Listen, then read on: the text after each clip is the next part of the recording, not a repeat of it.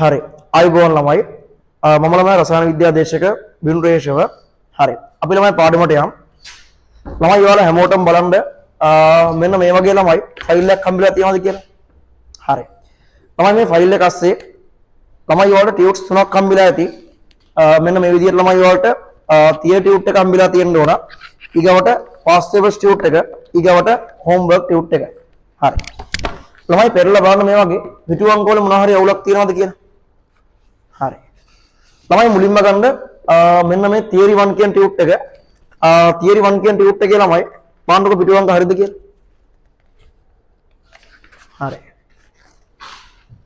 හරි. අපි ළමයි එහෙමනම් පාඩමට යමු. හරි. ළමයි පාඩමට ගියාම අපි ළමයි මුලින්ම කරන්නේ මෙන්න මේ රසායන විද්‍යාව ළමයි පුළුල් විෂයක් නිසා අධ්‍යයනයේ පහසුවට අපි ළමයි කොටස් හතරකට වෙන් කර ගන්නවා. මොකද්ද ළමයි මුලින්ම කරන්නේ? මුලින්ම අපි කරන්නේ මෙන්න මේ රසායන විද්‍යාව පුළුල් විෂයක් නිසා අපි අධ්‍යයනයේ පහසුවට කොටස් හතරකට වෙන් කර ගන්නවා. ළමයි කොටස් හතරේ පළවෙනි එක වෙන්නේ සාමාන්‍ය රසායනය. දෙවෙනි එක වෙන්නේ භෞතික රසායනය. තුන්වෙනි එක වෙන්නේ අකාබනික රසායනය. අවසාන එක වෙන්නේ කාබනික රසායනය. හරි. ළමයි පන්තියේ වැඩ පිළිවෙල මෙහෙමයි වෙන්නේ. ළමයි හැමදේම අපි පාඩම ළමයි උගන්වලා හවසට ළමයි පේපරයක් දෙනවා. ඒ පේපරේ ළමයි දෙන්නේ ඒ දවසේ උගන්වපුවාගෙන්. ඉතින් ළමයි එහෙනම් මම උගන්වන්න යන්නම ඔයාලට මේ උගන්වන ටික ළමයි හොඳටම තේරෙන්න සහ හවස ළමයි පේපරේ ලකුණු 100න් 100ම ගන්න ලියන්න පුළුවන් වෙන විදියට. එහෙනම් ළමයි ඔයාලා හැමෝම මම මේ පාඩම කරන් යනවත් එක්කම මේක ළමයි හොඳට පාඩම් කරගෙන හොඳට අවබෝධ කරගෙන මම ළමයි මේක කරනවත් එක්කම මේක 100%ක් පුළුවන් කරගන්න ඕන. හරි. අපි එමුනම් ආයෙත් මතක් කරමු. මොකක්ද මම කිව්වේ? රසායන විද්‍යාව කියන්නේ පුළුල් විෂයක් නිසා අධ්‍යයනයේ පහසුවට කොටස් හතරකට වෙන් කරගත්තා. මොකක්ද මේ හතර වෙන්නේ? සාමාන්‍ය රසායනය, භෞතික රසායනය, අකාබනික රසායනය සහ කාබනික රසායනය කියලා. පැහැදිලිනේ? කාබනික රසායනය කියලා. හරි. අපි ළමයි ටියුට් එකේ ලියන් යම්. ටියුට් එකේ පළවෙනි පිටුවේ ලියන්න රසායන විද්‍යාව ඊතා පුළුල් විෂයක් බැවින් අධ්‍යයනයේ පහසුවට කොටස් හතරකට බෙදා අධ්‍යයනය කෙරේ. හරි. ලියන්න පළවෙනි එක සාමාන්‍ය රසායනය. සාමාන්‍ය රසායනය. දෙවෙනි එක භෞතික රසායනය. භෞතික රසායනය. තුන්වෙනි එක අකාබනික රසායනය. අකාබනික රසායනය. හතරවෙනි එක වෙන්න ළමයි කාබනික රසායනය. කාබනික රසායනය. හරි. ළමයි මොකද්ද මේ සාමාන්‍ය රසායනය කියන්නේ? හරි. ඔයාලා ළමයි මතක ඇති ඕල් කාලේ තිබ්බා ඉලෙක්ට්‍රෝනය සොයා ගැනීම, ප්‍රෝටෝනය සොයා ගැනීම, ප්ලම්පුඩින් ආකෘතිය වගේ රසායන විද්‍යාව සම්බන්ධ ඉතිහාස කතාවක් තිබ්බනේ. එන්නේ රසායන විද්‍යාව සම්බන්ධව ළමයි ඉතිහාස කතාව තමයි අපි සාමාන්‍ය රසායන යටතේදී ඉගෙන ගන්න ලබන්නේ. ඊගොල්ලෝ ළමයි ඔයාලට මතක ඇති මෞලදාන, සාන්ද්‍රණය, සාපේක්ෂ පරමාණුක ස්කන්ධය, සාපේක්ෂ අණුක ස්කන්ධය, ප්‍රමාණික ද්‍රවණ වගේ රසායන විද්‍යාව ළමයි ගණන් හදනවා තිබ්බා. අපි ළමයි භෞතික රසායන යටතේදී කතා කරන්නේ එන්නේ රසායන විද්‍යාවේ ගණනය කිරීම සම්බන්ධව. පැහැදිලිනේ? රසායන විද්‍යාව ඉතිහාස කතාව අපි සාමාන්‍ය රසායන යටතේදී ළමයි ඉගෙන ගන්නවා. ඊගවට රසායන විද්‍යාවේ ගණන් හදන ළමයි අපි භෞතික රසායනයේ කතා කරනවා. මොකක්ද ළමයි මේ අකාබනික රසායනය කියන්නේ? ඔයාලට ළමයි මතක ඇති ආවර්තකවගේ hydrogen, helium, lithium, beryllium, boron වගේ මූලද්‍රව්‍ය තිබ්බනේ. අන්නේ එක එක මූලද්‍රව්‍ය සම්බන්ධව වෙන වශයෙන් ළමයි අධ්‍යයනය කිරීමක් තමයි අපි අකාබනික රසායනය කරන්නේ. ආවර්තකවගේ තියෙන මූලද්‍රව්‍ය සම්බන්ධව වෙන වශයෙන් අධ්‍යයනය කිරීමක් ළමයි අපි අකාබනික රසායනයේ සිද්ධ කරනවා. අපි ළමයි කාබනික රසායනය කරන්නේ ඔයාලට මතක ඇති ඕල් කාලේ තිබිච්ච ඇල්කේන, ඇල්කීන, ඇල්කයින ගැන අන්න ඒව සම්බන්ධව අධ්‍යයනය කිරීමක් තමයි ළමයි අපි කාබනික රසායනයේදී සිද්ධ කරන්නේ. පැහැදිලිනේ? එවනම් මම ආයෙත් මතක් කරන්නම් රසායන විද්‍යාව ඊතා පුළුල් විෂයක් බැවින් අපි අධ්‍යයනයේ පහසුවට කොටස් හතරකට වෙන් කරා. මොකක්ද මේ කොටස් හතර වෙන්නේ? සාමාන්‍ය රසායනය, භෞතික රසායනය, අකාබනික රසායනය, කාබනික රසායනය. රසායන විද්‍යාව ඉතිහාස කතාව අපි සාමාන්‍ය රසායන යටතේදී අධ්‍යයනය කරනවා. රසායන විද්‍යාවේ ගණන් හදන ඒවා අපි ළමයි භෞතික රසායන යටතේදී අධ්‍යයනය කරනවා. ආවර්තාවගේ එක එක මූලද්‍රව්‍ය සම්බන්ධව ළමයි අපි අකාබනික රසායනය අධ්‍යයනය කරනවා.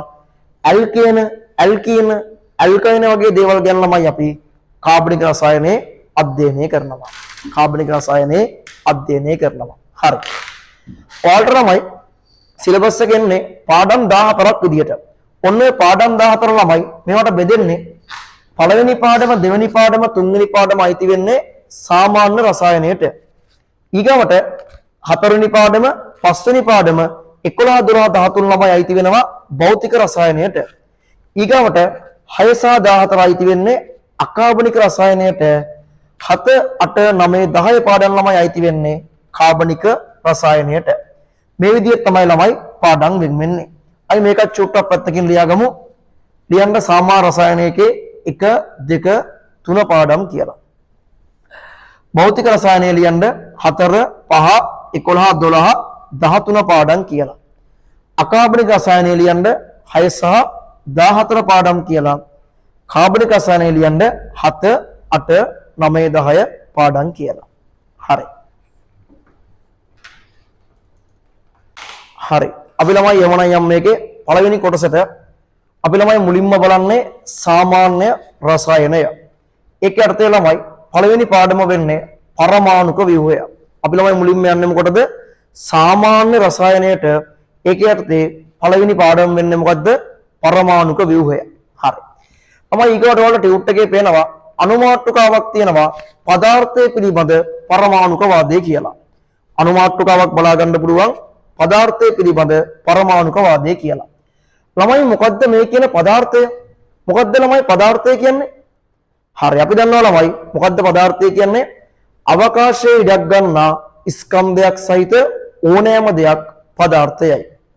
හරි. අපි මොකද්ද කරේ කියන්නේ? අපි ආවා පළවෙනි කොටසට.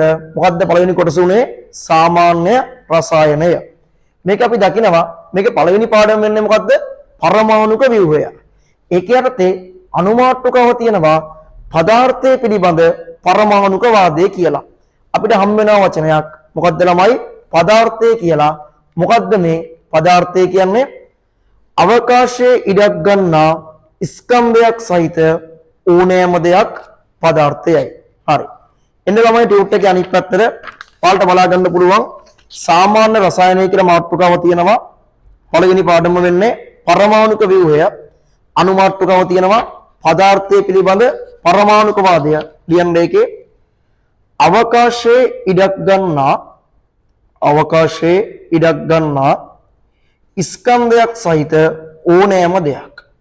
අවකාශයේ ඉඩක් ගන්නා ස්කන්ධයක් සහිත ඕනෑම දෙයක් පදාර්ථය ලෙස හැඳින්වේ. අවකාශයේ ඉඩක් ගන්නා ස්කන්ධයක් සහිත ඕනෑම දෙයක් පදාර්ථය ලෙස හැඳින්වේ. හරි. ළමයි අපි දන්නවා පදාර්ථයේ ප්‍රධානාකාර කීයක් තියෙනවද? පදාර්ථයේ ප්‍රධානාකාර 3ක් තියෙනවා. මොකක්ද ඒ 3 වෙන්නේ? ඝන, ද්‍රව සහ වායු. පදාර්ථයේ ප්‍රධානාකාර 3ක් තියෙනවා. මොකක්ද ඒ 3 වෙන්නේ? ඝන, ද්‍රව සහ වායු. අපි ලියමු ටියුට් එකේ පදාර්ථයේ ප්‍රධානාකාර 3කි. පල්ලෙහෙන් ලියන්න ඝන, ද්‍රව, වායු. හරි. ළමයි දැන් ඊගාවට ඔයාලා ළමයි රසායන විද්‍යාව දැන් ඉගෙන ගන්න කියලා පන්ති ඇවිල්ලා තියෙනවනේ. ඔයාලා කවුරු කෙනෙක් දන්නවද මෙන්න මේ රසායන විද්‍යාවේ ආරම්භය සිද්ධ වුණේ කොහොමද කියලා? ඒ කියන්නේ ළමයි මේ ලෝකෙට රසායන විද්‍යාව කියලා දෙයක් ආවේ කොහොමද? දැන් ළමයි ලෝකේ ඇති වෙද්දිම රසායන විද්‍යාව කියලා දෙයක් එන්නේ නැහනේ. මේ ලෝකෙට ළමයි කොහොමද රසායන විද්‍යාව කියලා දෙයක් ආවේ? ඕක ළමයි සිද්ධ වෙන්න මෙන්න මෙහෙම. මිනිසාට ළමයි ප්‍රශ්නයක් එනවා මෙන්න මේ විශ්වයේ ළමයි හැදලා තියෙන්නේ මොනවාගෙන්ද කියලා. මිනිසාට ප්‍රශ්නයක් එනවා මෙන්න මේ විශ්වය, ඒ කියන්නේ මේ ලෝකයේ ළමයි හැදිලා තියෙන්නේ මොනවාගෙන්ද කියලා. ළමයි කාලය ගතවත්ම මිනිසා තේරුම් ගන්නවා විශ්වය සෑදී යත්තේ පදාර්ථයෙන් කියලා. මොකද්ද මිනිසා තේරුම් ගන්නෙ?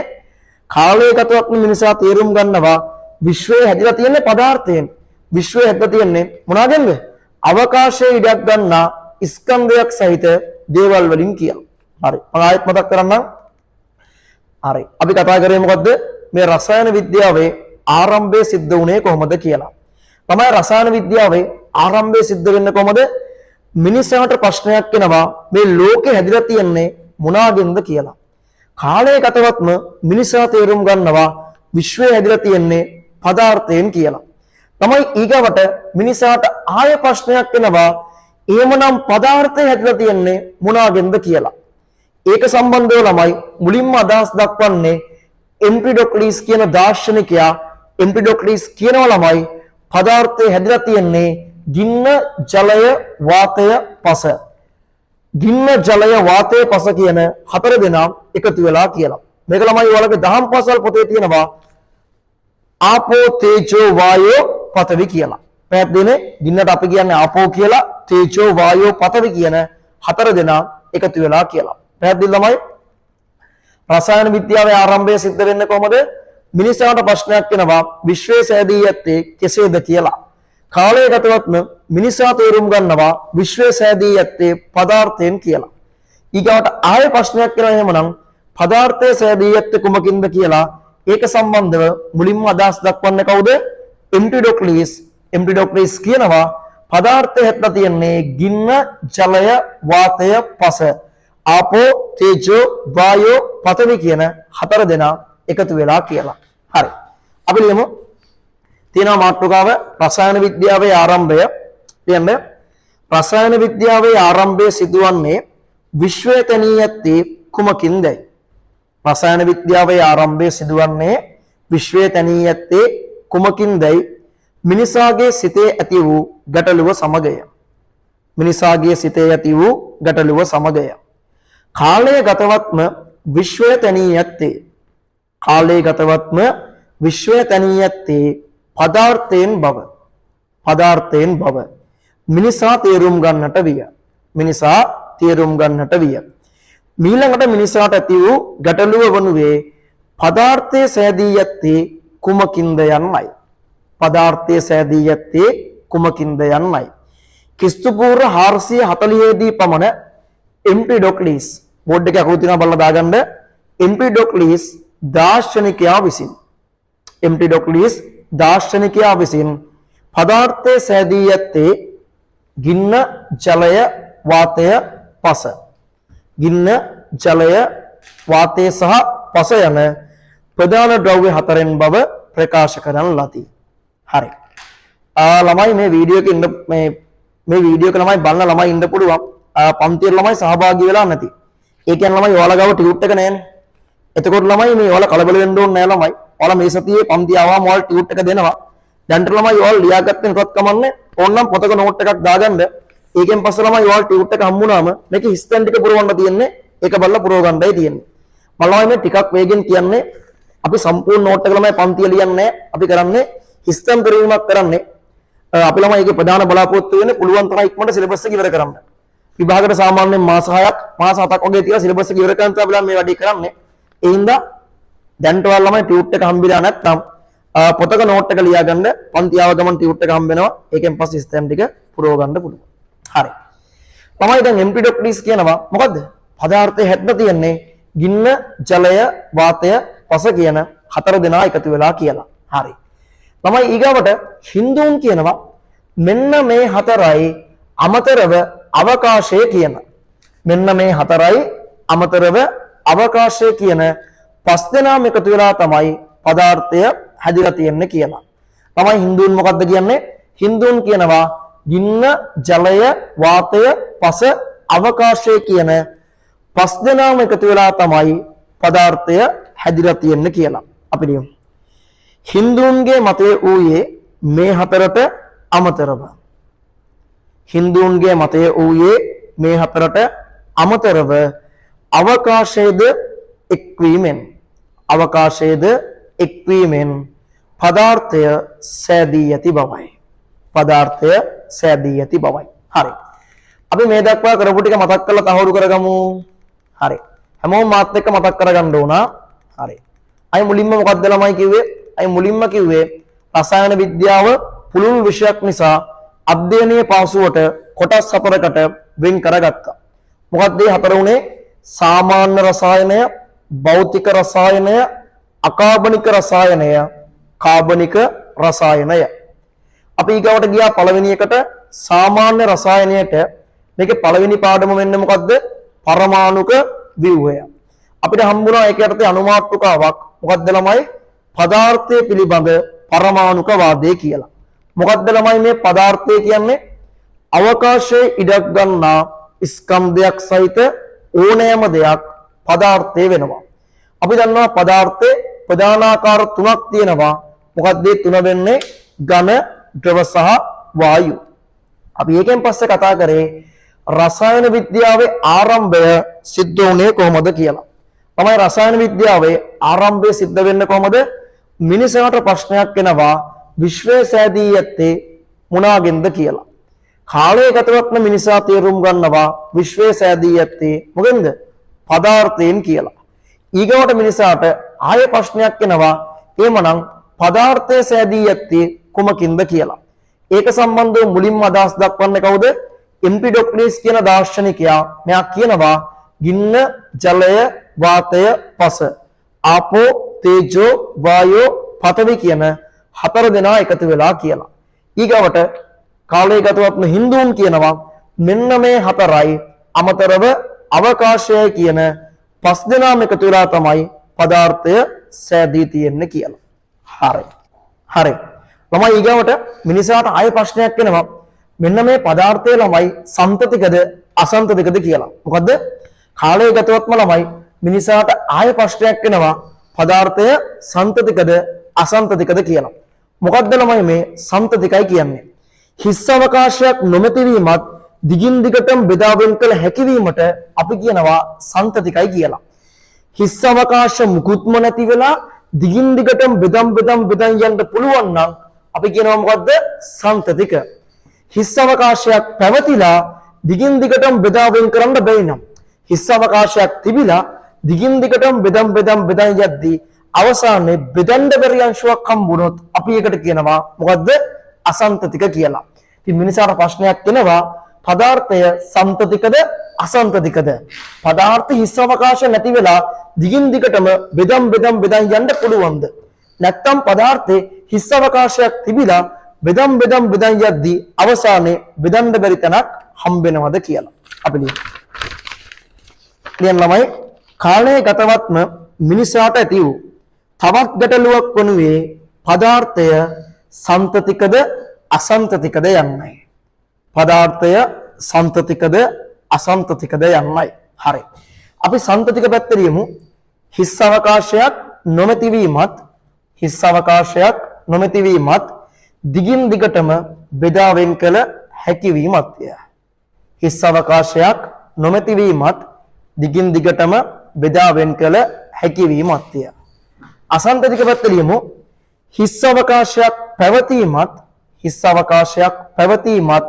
දිගින් දිගටම බෙදා වෙන් කළ නොහැකි වීමත්ය. දිගින් දිගටම බෙදා වෙන් කළ නොහැකි වීමත්ය. හරි.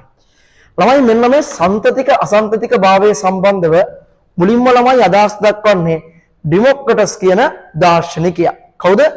මෙන්න මේ සන්තතික අසන්තතික භාවයේ සම්බන්ධව මුලින්ම ළමයි අදහස් දක්වන්නේ ඩිමොක්‍රටස් කියන දාර්ශනිකයා. ඩිමොක්‍රටස් කියනවා ළමයි පදාර්ථය අසන්තතිකයි කියලා. මොකද්ද ඩිමොක්‍රටස් කියන්නේ? ඩිමොක්‍රටස් කියනවා ළමයි පදාර්ථය අසන්තතිකයි කියලා. ඒ කියන්නේ පදාර්ථ හිස් අවකාශයක් තියෙනවා මේක දිගින් දිගටම බෙදන් යන්න බෑ. බෙදන් යද්දී අවසානයේ බෙදන්න බැරි අංශුවක් හම්බෙනවා කියලා ළමයි ඩිමොක්‍රටස් කියනවා. හරි. ළමයි ඊගවට දැන් මෙයා කියනවනේ අසන්තතිකයි කියලා. එනම් පැහැදිලි පදාර්ථ හිස් අවකාශයක් තියෙනවා දිගින් දිගටම බෙදන් යන්න බෑ.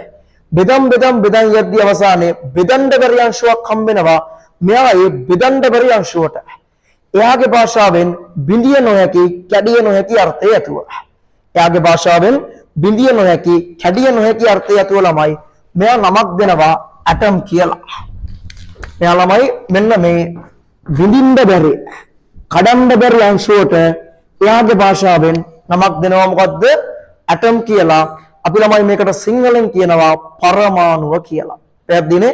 අපි ළමයි මේකට සිංහලෙන් කියන්නේ මොකද්ද ළමයි? පරමාණුව කියලා. හරි. ආයමත් මම මතක් කරනවා ළමයි එහෙනම්. හරි. අපි මුලින්ම මතක් කරමු. අපි මුලින්ම කිව්වා රසායන විද්‍යාව කියන්නේ පුළුල් විෂයක් නිසා අධ්‍යයනයේ පාසුවට කොටස් හතරකට වෙන් කරනවා. මොකක්ද මේ හතර වෙන්නේ? සාමාන්‍ය රසායනය, භෞතික රසායනය, අකාබනික රසායනය, කාබනික රසායනය. අපි ගියා සාමාන්‍ය රසායනයට. මේක පළවෙනි එක උනේ මොකද්ද? පරමාණුක ව්‍යුහය. අපිට හම්බ වෙනවා අනුමාත්‍රකාවක් පදාර්ථය පිළිබඳ පරමාණුක වාදය කියලා. මොකද්ද මේ ළමයි පදාර්ථය කියන්නේ? අවකාශයේ ඉඩක් ගන්නා ස්කන්ධයක් සහිත ඕනම දෙයක් පදාර්ථය වෙනවා. අපි කියවා පදාර්ථයේ ප්‍රධාන ආකාර තුනක් තියෙනවා: ඝන, ද්‍රව සහ වායු. අපි එකෙන් පස්සේ කතා කරේ මේ රසායන විද්‍යාවේ ආරම්භය සිද්ධ වුණේ කොහොමද කියලා. තමයි රසායන විද්‍යාවේ ආරම්භය සිද්ධ වෙන්නේ මිනිසාට ප්‍රශ්නයක් වෙනවා විශ්වය සෑදී ඇත්තේ මොනවාගෙන්ද කියලා. කාලයගතවත්ම මිනිසා තේරුම් ගන්නවා විශ්වය සෑදී ඇත්තේ පදාර්ථයෙන් කියලා. ඊගොට එමනම් ආයෙ ප්‍රශ්නයක් වෙනවා පදාර්ථය සෑදී තියෙන්නේ කුමකින්ද කියලා. ඒක සම්බන්ධව ළමයි මුලින්ම අදහස් දක්වන්නේ එම්පිඩොක්ලිස් කියන දාර්ශනිකයා. මෙයා කියනවා පදාර්ථය හැදලා තියෙන්නේ ගින්න, ජලය, වාතය, පස. ආපෝ, තේජෝ, වායෝ, පඨවි කියන හතර දෙනා එකතු වෙලා කියලා. ඊගොට හින්දුන් කියනවා මෙන්න මේ හතරයි අමතරව අවකාශය කියන පස් දෙනාම එකතු වෙලා තමයි පදාර්ථය සෑදී තියෙන්නේ කියලා. හරි. ළමයි ඊගොට කාලයගතවත්ම මිනිසාට ආයෙ ප්‍රශ්නයක් එනවා පදාර්ථය සම්තතිකද අසම්තතිකද කියලා. මොකද්ද සම්තතිකයි කියන්නේ? හිස් අවකාශයක් නොමැති වීමත් දිගින් දිගටම බෙදා වෙන් කළ හැකියවීමත් සම්තතිකයි.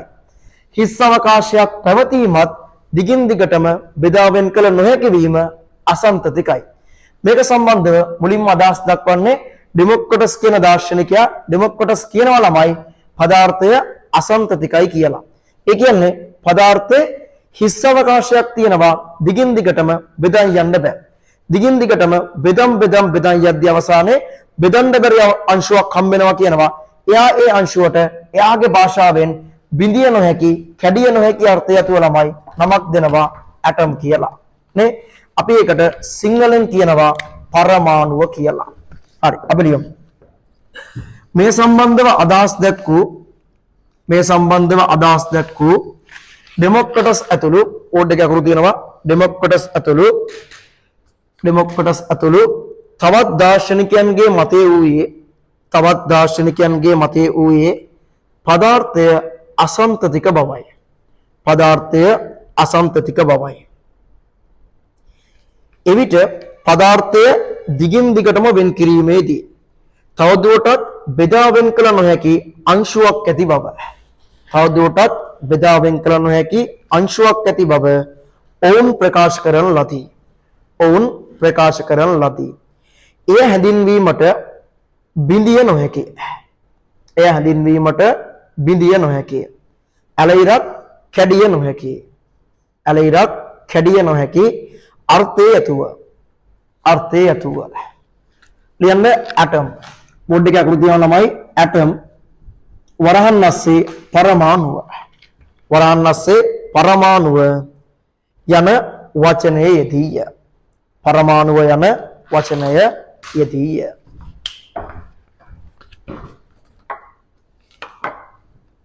හරි. ළමයි ඊගවට දැන් ඩෙමොක්‍රටස් කියවන පදාර්ථය අසම්තතිකයි කියලා. ළමයි ඊගවට ඇරිස්ටෝටල් සහ ප්ලේටෝ කියන්න ගන්නවා පදාර්ථය අසම්තතික නෑ, පදාර්ථය සම්තතිකයි කියලා. මුලින්ම ඩෙමොක්‍රටස් කියනවා පදාර්ථය අසම්තතිකයි. පදාර්ථයේ හිස් අවකාශයක් තියෙනවා දිගින් දිගටම බෙදන් යන්න බෑ. අවසානයේ බෙදන්න බැරි අංශුවක් හම්බ වෙනවා කියලා. ඊගවට ළමයි ඇරිස්ටෝටල් සහ ප්ලේටෝ කියනවා පදාර්ථය අසම්තතික නෑ. එන හිස් අවකාශ මුකුත් නෑ. එම් බෙදන්න බැරි අංශු જાතියක් නෑ. මේක දිගින් දිගටම බෙදන් යන්න පුළුවන් පදාර්ථය මොකක්ද ළමයි? සම්තතිකයි කියලා. අපි දන්නවා ළමයි ඇරිස්ටෝටල් කියන්නේ ප්‍රසිද්ධ කෙනෙක්නේ. ඔයාලා අහලා තියෙයි චිත්‍ර ශිල්පියෙක්, ගෘහ නිර්මාණ ශිල්පියෙක්. ඉතින් ළමයි මිනිස්සු මෙන්න මෙයා කියන එක විශ්වාස කරන්න ගන්නවා. එතනින් ළමයි මිනිස්සු විශ්වාස කරන්න ගන්නවා ඩෙමොක්‍රටස් කිව්ව එක වැරදි. නේ? ඇරිස්ටෝටල් කිව්ව එක තමයි හරි. පදාර්ථය අසම්තතික නෑ, පදාර්ථය සම්තතිකයි කියලා. ළමයි අවසානයේ වෙන්නේ මෙන්න මේක සම්බන්ධව ප්‍රසිද්ධ වාදයක් යනවා ලුක්‍රේසස් සහ ඇරිස්ටෝටල් අතර. ලුක්‍රේසස් සහ ඇරිස්ටෝටල් අතර ප්‍රසිද්ධ වාදයක් යනවා ලුක්‍රේසස් තර්ක කරනවා පදාර්ථය අසන්තතිකයි කියලා. ඇරිස්ටෝටල් තර්ක කරනවා පදාර්ථය සන්තතිකයි කියලා. අවසානයේ ළමයි මේ වාදයෙන් ජය ගන්නවා ලුක්‍රේසස්. එදා ඉඳන් අද දක්වාම ළමයි අපි පිළිගන්නේ පදාර්ථය මොකද්ද? අසන්තතිකයි කියලා. පැහැදිලිනේ? අයම මුලින්ම මතක් කරන් යන්නම්. ඩෙමොක්‍රටස් කියනවා පදාර්ථය අසන්තතිකයි කියලා. ඊගවට ඇරිස්ටෝටල් සහ ප්ලේටෝ කියනවා පදාර්ථය අසන්තතික නැහැ සන්තතිකයි කියලා. ඊගවට ප්‍රසිද්ධ වාදයක් යනවා ලුක්‍රේසස් සහ ඇරිස්ටෝටල් අතර. ලුක්‍රේසස් කියනවා පදාර්ථය අසන්තතිකයි කියලා. ඇරිස්ටෝටල් කියනවා සන්තතිකයි කියලා. මේ වාදයෙන් ජය ගන්නවා කවුද? ලුක්‍රේසස්. එදා ඉඳන් අද දක්වාම පිළිගන්නේ පදාර්ථය අසන්තතිකයි කියලා. හරි. අපි ලියමු ළමයි. ලියන්න එහෙත් පසුකාලීනව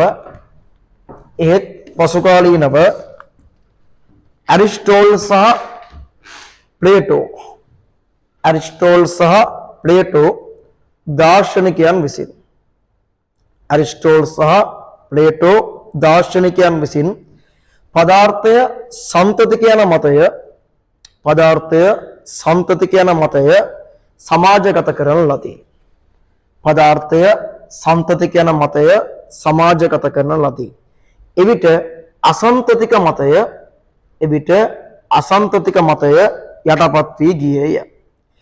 ඉන්පසුව පදාර්ථයේ සන්තතික සහ අසන්තතික බව පිළිබඳව ලුක්‍රේසස් සහ ඇරිස්ටෝටල් අතර ප්‍රසිද්ධ වාදයක් පැවති අතර එයින් වැඩි ජනතා ආකර්ෂණයක් ලුක්‍රේසස්ට හිමි විය. එතෙන් සිට අද දක්වා පදාර්ථය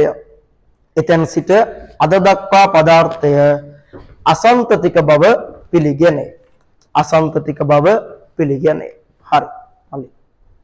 කළු ගන්න චුට්ටක්. හරි. ළමයි දැන් ඔයාලා මට කියන්න ඇත්තටම පදාර්ථය සන්තතිකද අසන්තතිකද? ඇත්තටම පදාර්ථය සන්තතිකද නැත්නම් අසන්තතිකද? හරි චුට්ටක් දාන්නකෝ. හරි. ඇත්තටමයි පදාර්ථය සන්තතිකද අසන්තතිකද? හරි. මමයි මෙහෙම හිතන්නකෝ. හරි. අපි කළු කරමු. හරි. අපි හිතමු මල් ළමයි මෙතනට සෙන්ට් බෝතලයක් ගෙනල්ලා. මල් ළමයි මෙන්න මෙහෙම සුවඳ විරෝණ බෝතලයක් ගෙනල්ලා ස්ප්‍රේ කරනවා. මල් ළමයි සුවඳ විරෝණ බෝතලයක් ගෙනල්ලා ස්ප්‍රේ කරනවා. ඔයාලට ළමයි මේකේ සුවඳක් දැනනවද නැද්ද? ඉතින් ළමයි ඔයාලා දන්නවා මම මෙතනට සෙන්ට් එකක් ගෙනල්ලා සුවඳ විරෝණ බෝතලයක් ගෙනල්ලා මම ස්ප්‍රේ කරොත් අනිවාර්යයෙන්ම ඔයාලට සුවඳක් දැනනවනේ. කොහොමද ඒ සුවඳ දැනෙන්නේ? ඔයාලා දන්නවා මේකෙදි වෙන්නේ නේ? මේකෙදි වෙන්නේ අපි සෙන්ට් එකක් ස්ප්‍රේ කරද්දී ඒකේ සුවඳට හේතු වන අංශුන් තියෙනවා. මෙන්න මේ අංශුන් නැවිලා ඔයාලගේ නහයට ගියොත් තමයි ඔයාලට සුවඳක් දැනෙන්නේ. මෙන්න මේ සුවඳ විරෝණ බෝතලේ තියෙන සුවඳට හේතු වන අංශුන් නැවිලා මෙන්න මෙහෙම වාතය හරහා ඔයාලගේ නහයට ගියොත් තමයි ඔයාලට සුවඳක් දැනෙන්නේ. ඉතින් ළමයි ඔයාලා දන්නවා දැන් මේ සෙන්ට් එක ස්ප්‍රේ කරද්දී සුවඳ දැනෙන්න නම් මේ අංශු වෙන්න බෑ. මේ අංශු වෙන්න ඕන. අංශු වෙන්නේ මොකක් කරාද? අංශු වෙන්නේ වාතය හරහා. අපි දන්නවා වාතය කියන්නේ මොකද්ද? වාතය කියන්නේ පැහැදිලිවම පදාර්ථයනේ. අපි දන්නවා ඝන, ද්‍රව, වායු ඔක්කොම පදාර්ථය. ඉතින් පැහැදිලි පදාර්ථය හරහා අංශු එනවා කියන්නේ අනිවාර්යයෙන්ම පදාර්ථයේ මොනවද තියෙන්න ඕන? හිස්තැන් තියෙන්න බෑ. මේ පදාර්ථ හිස්තැන් මුකුත්ම නැත්නම් සෙන්ට් එක ස්ප්‍රේ කරා කියලා අංශු වලට එන්න බෑනේ. නේ? සෙන්ට් එක ස්ප්‍රේ කරද්දී මේ බෝතලේ ඉඳන් නහයට මේ අංශු එනවා කියන්නේ අනිවාර්යයෙන්ම වාතයේ මොකක්ද ළමයි? හිස් අවකාශයක් තියෙන්න ඕන. ඒ කියන්නේ පදාර්ථයේ හිස් අවකාශ තියෙනවා. ඒ කියන්නේ ළමයි ඇත්තටම පදාර්ථය මොකක්ද වෙන්නේ? අසන්තතිකයි. පැහැදිලිනේ? සෙන්ට් එක ස්ප්‍රේ කරද්දී සුවඳක් එනවා කියන්නේ සෙන්ට් එකේ ඉඳන් මේ සුවඳට හේතු වෙන අංශුන් නහයට එන්න ඕන. එන්නේ වාතය හරහා. වාතය කියන්නේ පදාර්ථය.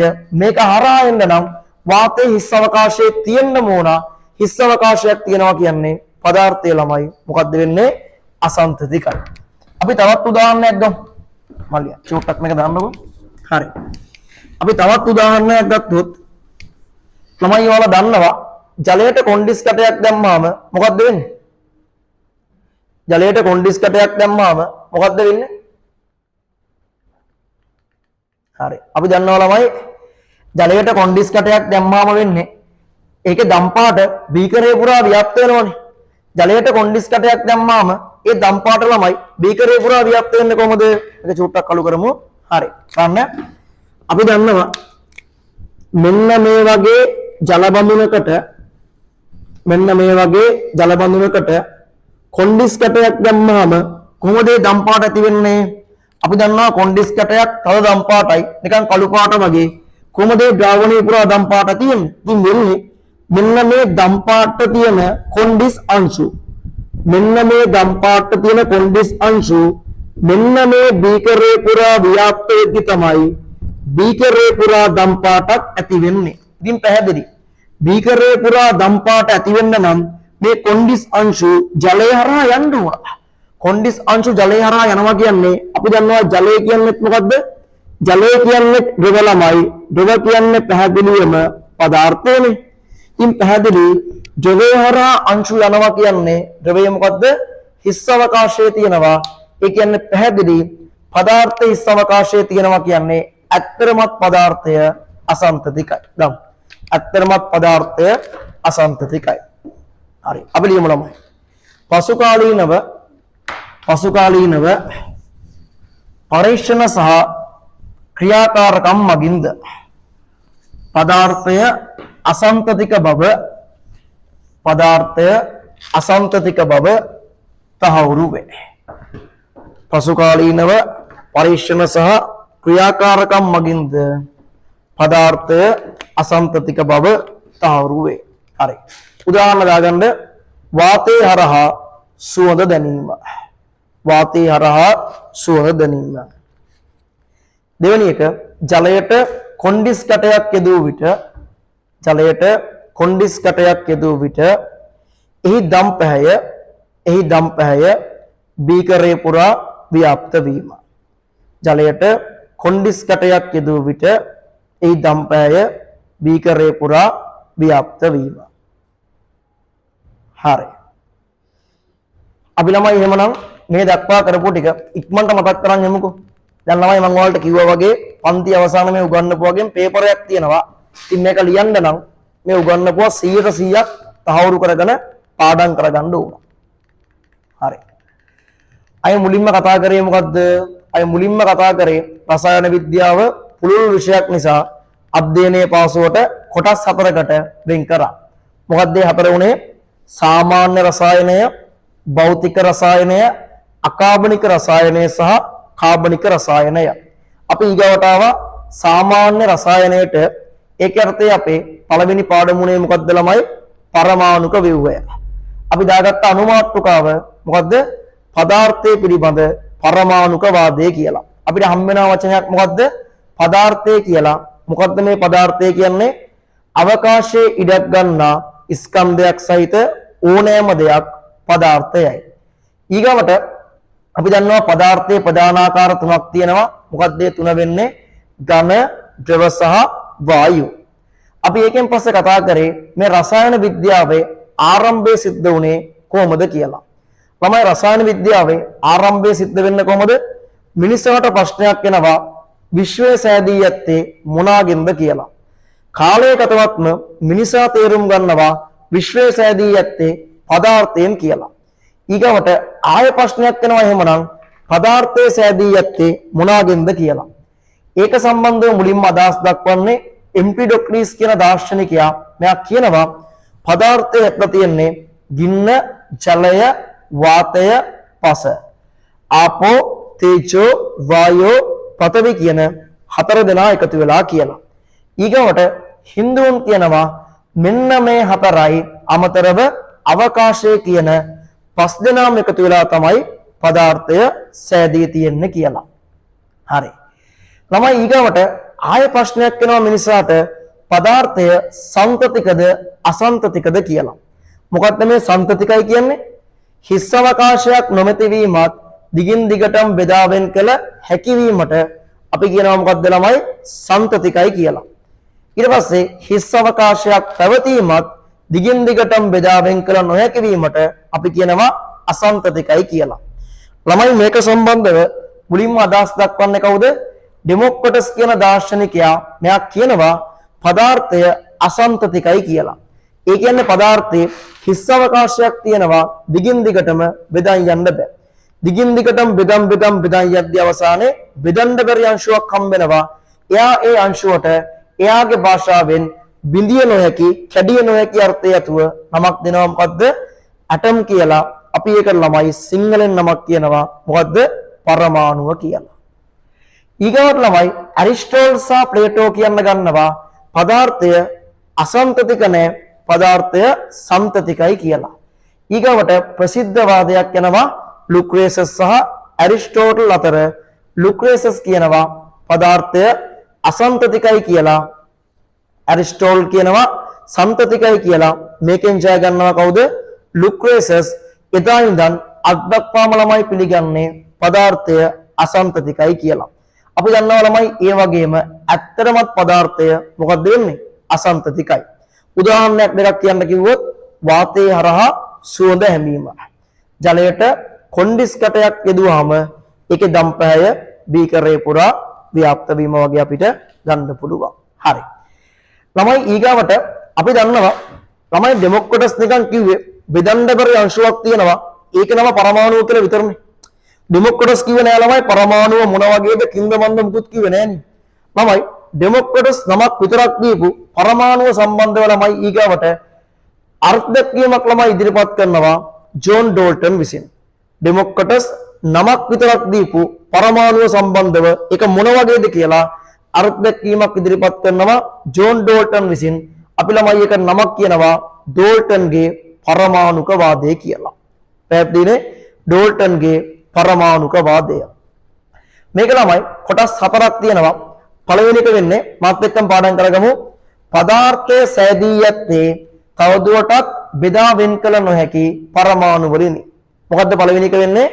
පදාර්ථය සෑදී ඇත්තේ තවදුරටත් බෙදා වෙන් කළ නොහැකි පරමාණු වලිනි. පදාර්ථය සෑදී ඇත්තේ තවදුරටත් බෙදා වෙන් කළ නොහැකි පරමාණු වලිනි. ඒ කියන්නේ අවකාශයේ ඉඩක් ගන්නා ස්කන්ධයක් සහිත ඕනම දෙයක් හැදිලා තියෙන්නේ ආය බෙදන්න බැරි පරමාණු වලින් කියලා. ඒක පැහැදිලිනේ.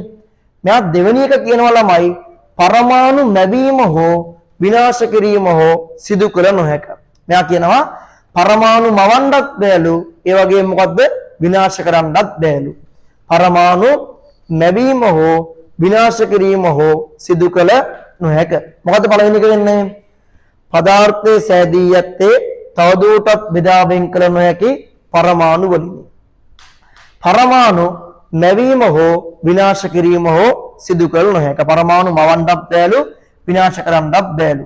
මෙයා තුන්වෙනි එක කියනවා ළමයි එකම මූලද්‍රව්‍යයක පරමාණු සෑම අතින්ම එකිනෙකට සමාන වන අතර වෙනස් මූලද්‍රව්‍යවල පරමාණු සෑම අතින්ම වෙනස් වූ.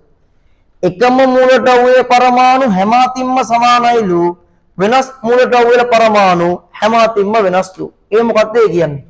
ළමයි මොනවාද මූලද්‍රව්‍ය කියන්නේ? අපි දන්නවා ඔය ආවර්තය වගේ තියෙන hydrogen, helium, lithium, beryllium, boron, carbon, nitrogen, oxygen වගේ මෙන්න මෙයාට අපි කියන්නේ මූලද්‍රව්‍ය කියලා. ඉතින් ඩෝල්ටන් තුන්වෙනි එකේ කියනවා එකම මූලද්‍රව්‍ය පරමාණු හැම අතින්ම සමානයිලු. ලෝකේ තියෙන ඕනම කාබන් පරමාණුවක් ගත්තොත් හැම අතින්ම සමානයිලු. ලෝකේ තියෙන ඕනම නයිට්‍රජන් පරමාණුවක් හැම අතින්ම සමානයිලු. ලෝකේ තියෙන ඕනම ඔක්සිජන් පරමාණුවක් හැම අතින්ම සමානයිලු. එකම කෙනාගේ ඕනම පරමාණුවක් හැම අතින්ම සමානයිලු. මෙන්න මේ වෙනස් කට්ටිය කිය වෙනස් තු. කාබන්ට නයිට්‍රජන් සම්පූර්ණයෙන් වෙනස් තු. කාබන්ට ඔක්සිජන් සම්පූර්ණයෙන් වෙනස් තු. ඔක්සිජන්ට නයිට්‍රජන් හැම අතින්ම වෙනස් වගේ එකම කෙනාගේ ඕනම එකක් හැම අතින්ම සමානයි. වෙනස් කට්ටිය හැම අතින්ම වෙනස් කියලා කියනවා. මොකද්ද පළවෙනි එක වෙන්නේ? පදාර්ථයේ සෑදී ඇත්තේ තවදුරටත් බෙදා වෙන් කළ නොහැකි පරමාණු වලිනි. පරමාණු නැවීම හෝ විනාශ කිරීම හෝ සිදු කළ නොහැක. එකම මූලද්‍රව්‍යයේ පරමාණු සෑම අතින්ම එකිනෙකට සමාන වන අතර වෙනස් මූලද්‍රව්‍යවල පරමාණු සෑම අතින්ම එකිනෙකට වෙනස් වේ කියනවා. හරි. මෙයා ළමයි අවසානක වශයෙන් කියන්නේ විවිධ මූලද්‍රව්‍ය පරමාණු සරලතම පූර්ණ සංඛ්‍යාත්මක අනුපාත වලින් එකතු වෙලාලු සංයෝග සාධන්නේ. විවිධ මූලද්‍රව්‍ය පරමාණු සරලතම අනුපාතයෙන් එකතු වෙලාලු සංයෝග සාධන්නේ. ඒ කියන්නේ ළමයි මොකද්ද මූලද්‍රව්‍යයක් කියන්නේ? මොකද්ද සංයෝගයක් කියන්නේ? අපි දන්නවා ආවර්තන වගුවේ තියෙන තනි කෙනෙක් ගත්තොත් අපි යාට කියනවා මොකද්ද? මූලද්‍රව්‍යයක් කියලා. කාබන් මූලද්‍රව්‍ය, නයිට්‍රජන් මූලද්‍රව්‍ය, ඔක්සිජන් මූලද්‍රව්‍ය. මේගොල්ලෝ එකතු වෙලා හැදිච්ච කට්ටිය ගත්තොත් අපි කියන්නේ කවුද? සංයෝගනේ. දැන් අපි CO2 ගත්තොත් මේක CO2 මූලද්‍රව්‍ය කියන්න බෑ. මේක CO2 සංයෝගය. අපි සල්ෆියුරික් ගත්තොත්, අපි H2SO4 ගත්තොත් ඒත් මොකද්ද? සංයෝගය. මෙයා කියනවා මෙන්න මේ මූලද්‍රව්‍ය එකතු වෙලා සංයෝග හැදෙන්නේ සරලම අනුපාතයටලු. ඒ කියන්නේ දැන් ඔයාලට තේරෙනවා මේකේ කාබන්ට ඔක්සිජන්ගේ අනුපාතය මොකද්ද? මේකේ කාබන්ට ඔක්සිජන්ගේ අනුපාතය වෙන්නේ මොකද්ද? මෙතන කාබන් මුකුත් නැහැ කියන්නේ තියෙන්නේ කීයද? එකනේ. අනුපාතය වෙන්නේ 1:2. නේ? මේකේ හයිඩ්‍රජන් දෙකක් තියෙනවා. සල්ෆර් මුකුත් නැහැ කියන්නේ 1යි 4නේ. මෙයා කියනවා මෙන්න මේ මූලද්‍රව්‍ය එකතු වෙලා සංයෝග හැදෙද්දී හැදෙන්නේ සරලතම අනුපාතයලු. මොකද්ද ළමයි සරලම අනුපාතය කියන්නේ? දැන් මම දන්නවා 6:12. ඔයාලා මට කියන්න 6:12 කියන්නේ සරලම අනුපාතයක්ද? නෑනේ. අපි දන්නවා මේක 6න් කැපෙනවා 6 වරක් 1යි 6 වරක් 2යි. අර කැපෙන්න පුළුවන් උපරිමයේ කැපිච්ච තවත් කැපෙන්නේ නැති එකටයි අපි කියන්නේ සරලම අනුපාතයක් කියලා. ඉතින් ඩෝල්ටන් කියනවා මූලද්‍රව්‍ය එකතු වෙලා සංයෝගයක් හැදෙද්දී හැදෙන්නේ සරලම අනුපාතයටලු. ඒක කැපෙන්නේ නැති අනුපාතයටලු නේ. මෙන්න මේ වගේ කැපෙන අනුපාත වලට නෙමෙයි කියලායි කියන්නේ. පැහැදිලිද? එකතු වෙලා හැදෙද්දී හැදෙන්නේ දැන් 1:2 ආයෙ කපන්න බෑනේ.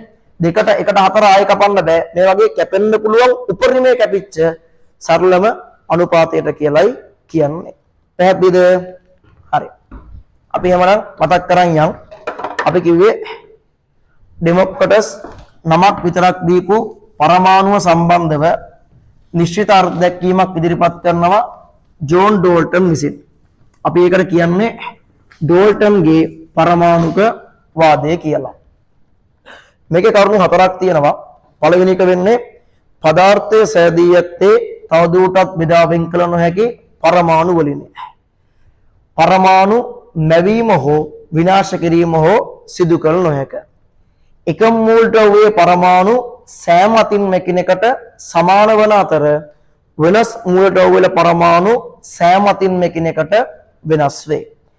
විවිධ මූලද්‍රව්‍ය පරමාණු සරලතම පූර්ණ සංඛ්‍යාත්මක අනුපාත වලින් එකතු වී සංයෝග සාදයි. විවිධ මූලද්‍රව්‍ය පරමාණු සරලතම පූර්ණ සංඛ්‍යාත්මක අනුපාත වලින් එකතු වී සංයෝග සාදයි. හරි. අපි ලියන්න යන්නමු. ලියන්න. පරමාණුව පිළිබඳව නිශ්චිත අර්ථ දැක්වීමක් පසුකාලීනව ජෝන් ඩෝල්ටන් විසින් ඉදිරිපත් කරන ලදී. ජෝන් ඩෝල්ටන් විසින් ඉදිරිපත් කරන ලදී. අපි ලියන්න. දැන් පළවෙනි එක පදාර්ථය සෑදී ඇත්තේ තවදුරටත් බෙදා වෙන් කළ නොහැකි පරමාණු වලින්. පදාර්ථය සෑදී ඇත්තේ තවදුරටත් බෙදා වෙන් කළ නොහැකි පරමාණු වලින්. දෙවෙනි එක පරමාණු මැවීම හෝ විනාශ කිරීම හෝ සිදු කළ නොහැක. පරමාණු මැවීම හෝ විනාශ කිරීම හෝ සිදු කළ නොහැක. එකම මූලද්‍රව්‍යයේ පරමාණු සෑම අතින්ම එකිනෙකට සමාන වන අතර එකම මූලද්‍රව්‍යයේ පරමාණු සෑම අතින්ම එකිනෙකට සමාන වන අතර වෙනස් මූලද්‍රව්‍යවල පරමාණු සෑම අතින්ම එකිනෙකට වෙනස් වේ. එකම මූලද්‍රව්‍යයක පරමාණු සෑම අතින්ම එකිනෙකට සමාන වන අතර වෙනස් මූලද්‍රව්‍යවල පරමාණු සෑම අතින්ම එකිනෙකට වෙනස් වේ. විවිධ මූලද්‍රව්‍යවල පරමාණු සරලතම පූර්ණ සංඛ්‍යාත්මක අනුපාත වලින් එකතු වී සංයෝග සාදයි. විවිධ මූලද්‍රව්‍ය වල පරමාණු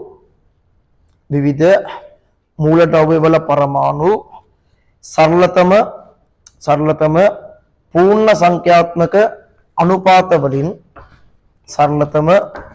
සංඛ්‍යාත්මක අනුපාත වලින් එකතු වී සංයෝග සාදයි.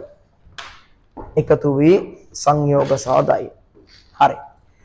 ළමයි ඔයාලා මට කියන්න දැන් වර්තමාන පිළිගැනීම අනුව දැන් අද විද්‍යාව අනුව මේ හතරෙන් කීයක් හරිද කීයක් වැරදිද? දැන් අද පිළිගැනීම අනුව මේ හතරෙන් ළමයි කීයක් හරිද කීයක් වැරදිද? මම මුලින්ම කියන්නේ පළවෙනි එක හරිද වැරද්ද? මේ පළවෙනි එක හරිද වැරද්ද? පාල්ට බලපු ගමන් තේරෙනවා මේක පැහැදිලිවම වැරදීනේ. මොකද්ද මේකේ වැරද්ද? මේක කියනවා පදාර්ථයේ සෑදී තියෙන්නේ තවදුරටත් බෙදලා වෙන් කරන්න බැරි පරමාණු වලින්. ඔයාලා දන්නවා පරමාණුව තවදුරටත් බෙදලා වෙන් කරන්න බැයිද?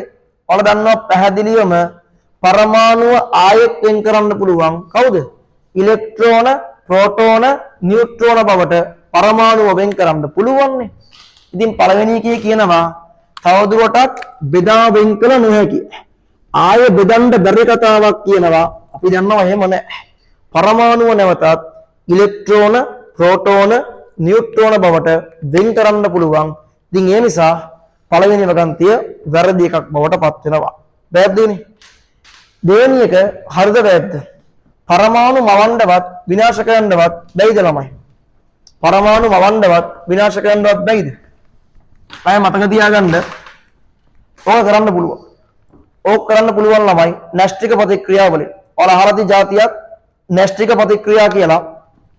න්‍යෂ්ටික ප්‍රතික්‍රියා වලින් ළමයි පරමාණු මවන්නත් පුළුවන් ඒ වගේම විනාශ කරන්නත් පුළුවන්. ඔයාලට පේනවා මේ පළවෙනි න්‍යෂ්ටික ප්‍රතික්‍රියාව ඒකේ පටන් ගද්දිම බෙරලියම් ඉන්නවා Be. දැන් මෙහාට ගියාම තේරෙනවා Be නෑ. මොකද්ද? Be විනාශ වෙලා. මේ පැත්ත පේනවා මෙන්න කාබන් හැදිලා නේ. මේ පැත්ත කාබන් කෙනෙක් උන්නේ මෙහාට යද්දි කාබන් හැදිලා. එහෙනම් පැහැදිලිනේ බෙරලියම් විනාශ වෙලා කාබන් හැදිලා න්‍යෂ්ටික ප්‍රතික්‍රියා මගින් පරමාණු මවන්නත් පුළුවන්. ඒ වගේම මොකද්ද? විනාශ කරන්නත් පුළුවන්. ඒ වගේම පේනවා මේකේ යුරේනියම් මේ පැත්තේ ඉන්නවා. මෙහාට යද්දි යුරේනියම් නැහැ. බේරියම් ක්‍රිප්ටන් හැදිලා. පැහැදිලිනේ? බේරියම් ක්‍රිප්ටන් නැවිලා යුරේනියම් විනාශ වෙලා න්‍යෂ්ටික ප්‍රතික්‍රියා මගින් පරමාණු මවන්නත් පුළුවන්. ඒ වගේම විනාශ කරන්නත් පුළුවන්. ඒ හින්දා දෙවෙනි එකත් වැරදි. මට කියන්න පළවෙනි එක හරිද වැරද්ද? පළවෙනි එක පැහැදිලිවම වැරදි. ඇයි වරදින්නේ? තවදුරටත් බෙදා වෙන් කළ නොහැකි කියන හින්දා අපි දන්නවා පරමාණුව පැහැදිලිවම ඉලෙක්ට්‍රෝන, ප්‍රෝටෝන, නියුට්‍රෝන වලට වෙන් කරන්න පුළුවන්. දෙවෙනි එකත් වැරදි. හේතුව මොකද්ද? න්‍යෂ්ටික ප්‍රතික්‍රියා. අපි දන්නවා න්‍යෂ්ටික ප්‍රතික්‍රියා වලින් පරමාණු මවන්නත් පුළුවන්. ඒ වගේම මොකද්ද? විනාශ කරන්නත් පුළුවන්. න්‍යෂ්ටික ප්‍රතික්‍රියා වලින් පරමාණු මවන්නත් පුළුවන්. ඒ වගේම විනාශ කරන්නත් පුළුවන්. ඊගව එක අඩුම ගාන ළමයි ඊගවට හරියන්නේ නේද? මෙයා කියනවා එකම මූලද්‍රව්‍යයක පරමාණු සෑම අතින්ම සමානයිලු වෙනස් ඒවා වෙනස්ලු. ඔයාලා මට කියන්න ලෝකේ තියෙන ඕනම හයිඩ්‍රජන් පරමාණුවක් ගත්තොත් එක වගේද? ලෝකේ තියෙන ඕනම හයිඩ්‍රජන් පරමාණුවක් ගත්තොත් තමයි එක වගේද? ඔයාලා දන්නවා පැහැදිලිවම නැහැ කියලා. ඔයාලට මතකයි ඕල් කාලේ තිබ්බ જાතියක් මොකද්ද? සමස්ථානික කියලා. හයිඩ්‍රජන්ට සමස්ථානික තුනක් තියෙනවා. ප්‍රෝටියම්, ඩියුටීරියම්, ට්‍රිටියම් කියලා. අපි දන්නවා ප්‍රෝටියම්ට නියුට්‍රෝන නැහැ. ඊට පස්සේ ඩියුටීරියම්ට නියුට්‍රෝන එකක් තියෙනවා. ට්‍රිටියම්ට නියුට්‍රෝන කීයක්ද? දෙකක් තියෙනවා. පැහැදිලි? තුන් දෙනාම හයිඩ්‍රජන් එකම මූලද්‍රව්‍ය. නමුත් නියුට්‍රෝන බිඳුවයි, නියුට්‍රෝන එකයි, නියුට්‍රෝන දෙකයි. මොකද වෙනස් වෙනවා. එකම කෙනා වුණත් එකිනෙකට වෙනස් වෙනවා. තුන්වෙනි එකත් වැරදි. නේ? එකම මූලද්‍රව්‍ය හැමෝම සමාන වෙන්නේ නැහැ. හේතුව සමස්ථානික එකම කෙනාගේ වුණත් මොකක්ද ළමයි? නියුට්‍රෝන ගාන වෙනස් වෙනවා. එහෙනම් පැහැදිලි නේ? මුල් තුනම වැරදි. තවදුරටත් බෙදා වෙන් කරන්න බෑ කියන හින්දා පළවෙනි එක වැරදි. ඉලෙක්ට්‍රෝන, ප්‍රෝටෝන, නියුට්‍රෝන වලට වෙන් කරන්න පුළුවන්. නේ? ඊගාවට න්‍යෂ්ටික ප්‍රතික්‍රියා හින්දා දෙවෙනි එක වැරදි. න්‍යෂ්ටික ප්‍රතික්‍රියා මගින් පරමාණු මවන්නත් පුළුවන්, විනාශ කරන්නත් පුළුවන්. නේ? තුන්වෙනි එක වරදිනවා. මොකද්ද? සමස්ථානික නිසා අපි දන්නවා එකම කෙනාගේ වුණත් මොකක්ද වෙන්නේ? නියුට්‍රෝන ගාන වෙනස් වෙනවා. ඔයාලට ඕල් කාලේ උගන්වනවා මොකද්ද සමස්ථානික කියන්නේ? පරමාණු ක්‍රමාංකය සමාන ඒත් ස්කන්ධ ක්‍රමාංකය වෙනස් ප්‍රභේද. එකම ප්‍රෝටෝන ගානක් තියෙන නියුට්‍රෝන ගාන වෙනස් කට්ටියටයි අපි කිව්වේ සමස්ථානික කියලා. ඉතින් තුන් දෙනාම හයිඩ්‍රජන් උනත් නියුට්‍රෝන ගාන වෙනස් වෙද්දී නේ ඒක වර්ධිනවා. හරි. ළමයි දැන් ඔයාලා මට කියන්න අඩුම ගානේ අන්තිම එකවත් හරි වේද? අන්තිම එකවත් හරි වේද? මූලයට ඔය හැමතිස්සම සරලම අනුපාතයෙන්ද සංයෝගය දන්නේ.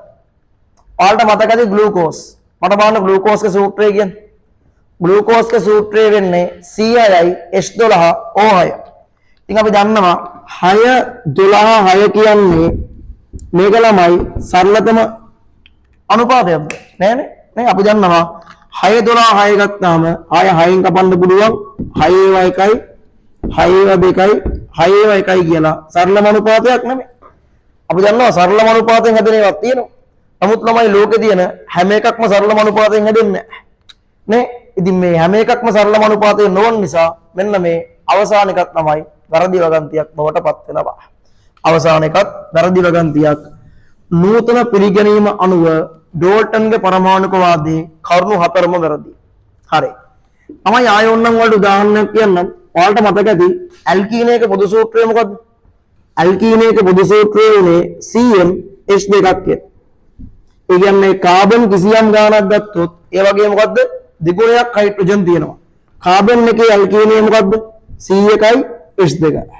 කාබන් දෙකේ ඇල්කීනේ ගත්තොත් C2යි H4. කාබන් තුනේ ඇල්කීනේ ගත්තොත් C3යි H6. Carbon 4 ඇල්කීනේ C4යි H8. පහේ ඇල්කීනේ C5යි H10. අපි මෙන්න මෙයාව චුට්ටක් පැත්තකින් තියමුකෝ. මෙයාව පැත්තකින් තිබ්බොත් ඔයාලට තේරෙනවා මේ එකක්වත් මොකද්ද? සරලම අනුපාත නෙමෙයි. මේක දෙකෙන් කැපෙනවා. මේක තුනෙන් කැපෙනවා. මේක හතරෙන් කැපෙනවා. මේක පහෙන් කැපෙනවා. තේරෙනවා? සරලම අනුපාතයේ තියෙන ඒවාත් ලෝකේ තියෙනවා. නමුත් හැමෝම හැදෙන්න සරලම අනුපාතයෙන් නෙමෙයි. සරලම අනුපාතයේ නොනේවත් බලා ගන්න පුළුවන්. ඉතින් පැහැදිලි. හතරන කරුණක් මේ අනුව බිඳ වැටෙනවා. එමනම් වර්තමාන පිළිගැනීම අනුව ඩෝල්ටන්ගේ පරමාණුක වාදී කරුණු හතරම වැරදි. පැහැදිලි ළමයි ඩෝල්ටන්ගේ කරුණු හතරම වැරදි. අපි ලියාගමු. ලියාගන්න එහා පැත්ත පිටුවේ පරමාණු පිළිබඳ වත්මන් පිළිගැනීම සහ ඩෝල්ටන්ගේ වාදය අතර නොගැලපී. හරි. ලියන්න පරමාණුව තුල ඉලෙක්ට්‍රෝන, ප්‍රෝටෝන, නියුට්‍රෝන පරමාණුව තුල ඉලෙක්ට්‍රෝන, ප්‍රෝටෝන, නියුට්‍රෝන ඇති බව සොයා ගැනීමත් සමග පරමාණුව තවදුරටත් බෙදා වෙන් කළ හැකිවීම. පරමාණුව තවදුරටත් බෙදා වෙන් කළ හැකිවීම. හරි. ඊට ලියන්න න්‍යෂ්ටික ප්‍රතික්‍රියා මගින් පරමාණු මැවීම සහ න්‍යෂ්ටික ප්‍රතික්‍රියා මගින් පරමාණු මැවීම සහ විනාශ කිරීම. පරමාණු මැවීම සහ විනාශ කිරීම කළ හැකිවීම. න්‍යෂ්ටික ප්‍රතික්‍රියා මගින් පරමාණු මැවීම සහ විනාශ කිරීම කළ හැකිවීම. ඊගොල්ලෝ ලියන්න සමස්ථානික සොයා ගැනීමත් සමග පරමාණු සර්වසම නොවන බව තහවුරු වීම. පරමාණු සර්වසම නොවන බව තහවුරු වීම. ඊගොල්ලෝ ලියන්න ග්ලූකෝස් C6යි H12යි O6 ග්ලූකෝස් ඇලයිරක් කාබනික සංයෝග විශාල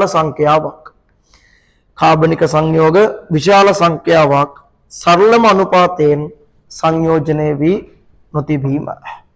ග්ලූකෝස් කාබනික සංයෝග විශාල සංඛ්‍යාවක් සරලම අනුපාතයෙන් සංයෝජනය වී නොතිබීම.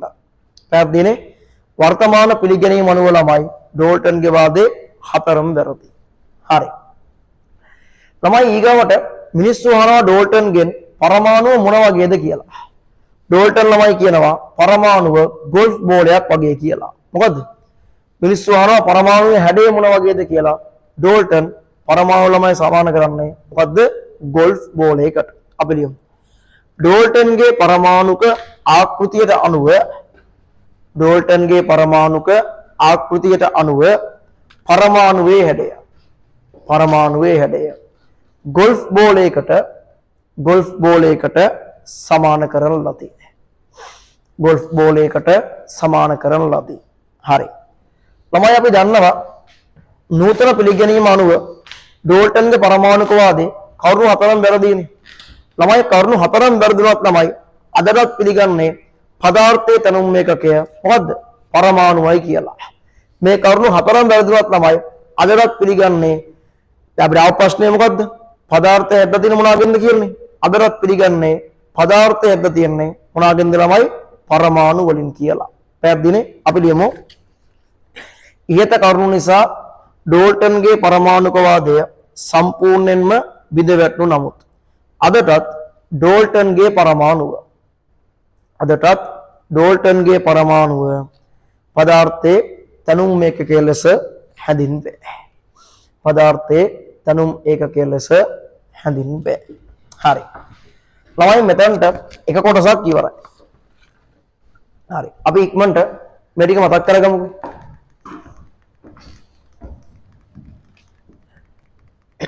අය මුලින්ම කතා කරේ රසායන විද්‍යාව පුළුල් විෂයක් නිසා අධ්‍යයනයේ පාසුවට කොටස් හතරකට වෙන් කරගත්තා. මොකක්ද මේ හතර උනේ? සාමාන්‍ය රසායනය, භෞතික රසායනය, අකාබනික රසායනය, කාබනික රසායනය. අපි ඊගොඩ ආව පළවෙනි එකට සාමාන්‍ය රසායනයේට ඒකට අපි ආව පළවෙනි පාඩම මොකක්ද ළමයි? පරමාණුක ව්‍යුහය. අපි දාගත්ත අනුමාතෘකාව පදාර්ථයේ පිළිබඳ පරමාණුක වාදය කියලා. හම්බුණා වචනයක් පදාර්ථය කියලා. මොකද්ද මේ පදාර්ථය කියන්නේ? අවකාශයේ ඉඩක් ගන්නා ස්කන්ධයක් සහිත ඕනම දෙයක් පදාර්ථයයි. පදාර්ථ ප්‍රධානාකාර තුනක් තිබ්බා: ඝන, ද්‍රව සහ වායු කියලා. ඊගවට අපි කතා කරේ රසායන විද්‍යාවේ ආරම්භය සිද්ධ වුණේ කොහොමද කියලා. තමයි රසායන විද්‍යාවේ ආරම්භය සිද්ධ වෙන්නේ කොහොමද? මිනිසාට ප්‍රශ්නයක් එනවා විශ්වයේ සෑදී යත්තේ කුමකින්ද කියලා. කාලයකටවත් මිනිසා තේරුම් ගන්නවා මොකද්ද? විශ්වයේ සෑදී යත්තේ පදාර්ථයෙන් කියලා. ඊගොඩ ආය ප්‍රශ්නයක් එනවා එහෙමනම් පදාර්ථයේ සෑදී යත්තේ කුමකින්ද කියලා. ඒක සම්බන්ධව මුලින්ම අදහස් දක්වන්නේ එම්පිඩොක්ලිස්. එයා කියනවා ගින්න, ජලය, වාතය, පස, ආපෝ, තේජෝ, වායෝ, පඨවි කියන හතර දෙනා එකතු වෙලා කියලා. ඊගවට හින්දුන් කියනවා මේ හතරයි අමතරව අවකාශය කියන පස් දෙනාම එකතු වෙලා කියලා. ඊගවට ළමයි මිනිස්සුන්ට ආය ප්‍රශ්නයක් එනවා පදාර්ථය සන්තතිකද අසන්තතිකද කියලා. සන්තතිකයි කියන්නේ හිස් අවකාශයක් නොමැති වීමත් දිගින් දිගටම බෙදා වෙන් කර හැකිවීමට අපි කියනවා සන්තතිකයි කියලා. අසන්තතිකයි කියන්නේ හිස් අවකාශයක් පැවතීමත් දිගින් දිගටම බෙදා වෙන් කර නොහැකිවීමට අපි කියනවා අසන්තතිකයි කියලා. මේක සම්බන්ධව මුලින්ම අදහස් දක්වන්නේ ඩිමොක්‍රටස් කියන දාර්ශනිකයා. මෙයා කියනවා පදාර්ථය අසන්තතිකයි කියලා. ඒ කියන්නේ පදාර්ථයේ හිස් අවකාශයක් තියෙනවා දිගින් දිගටම බෙදන් යන්න බෑ. බෙදන් යද්දී අවසානයේ බෙදන්න බැරි අංශුවක් හම්බ වෙනවා. මෙයා මේ අංශුවට එයාගේ භාෂාවෙන් කැඩිය නොහැකි, විදිය නොහැකි අර්ථය තුන නමක් දෙනවා. මොකද්ද? ඇටම් කියලා. අපි ඒකට සිංහලෙන් කිව්වා පරමාණුව කියලා. ඊගවට ඇරිස්ටෝටල් සහ ප්ලේටෝ කියන්න ගන්නවා පදාර්ථයේ අසන්තතික නැහැ, සන්තතිකයි කියලා. ඊගවට ප්‍රසිද්ධ වාදයක් යනවා ලුක්‍රේසස් සහ ඇරිස්ටෝටල් අතර. ලුක්‍රේසස් කියනවා පදාර්ථය අසන්තතිකයි, ඇරිස්ටෝටල් කියනවා සන්තතිකයි. මේකෙන් ජය ගන්නවා ලුක්‍රේසස්. එදා ඉඳන් අද දක්වාම පිළිගන්නේ පදාර්ථය මොකද්ද? අසන්තතිකයි කියලා.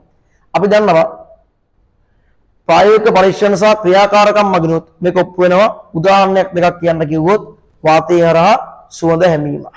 ජලයට කොන්ඩිස් කටයක් දැම්මහම ඒකේ දම්පෑය බීකරය පුරා ව්‍යාප්ත වීම.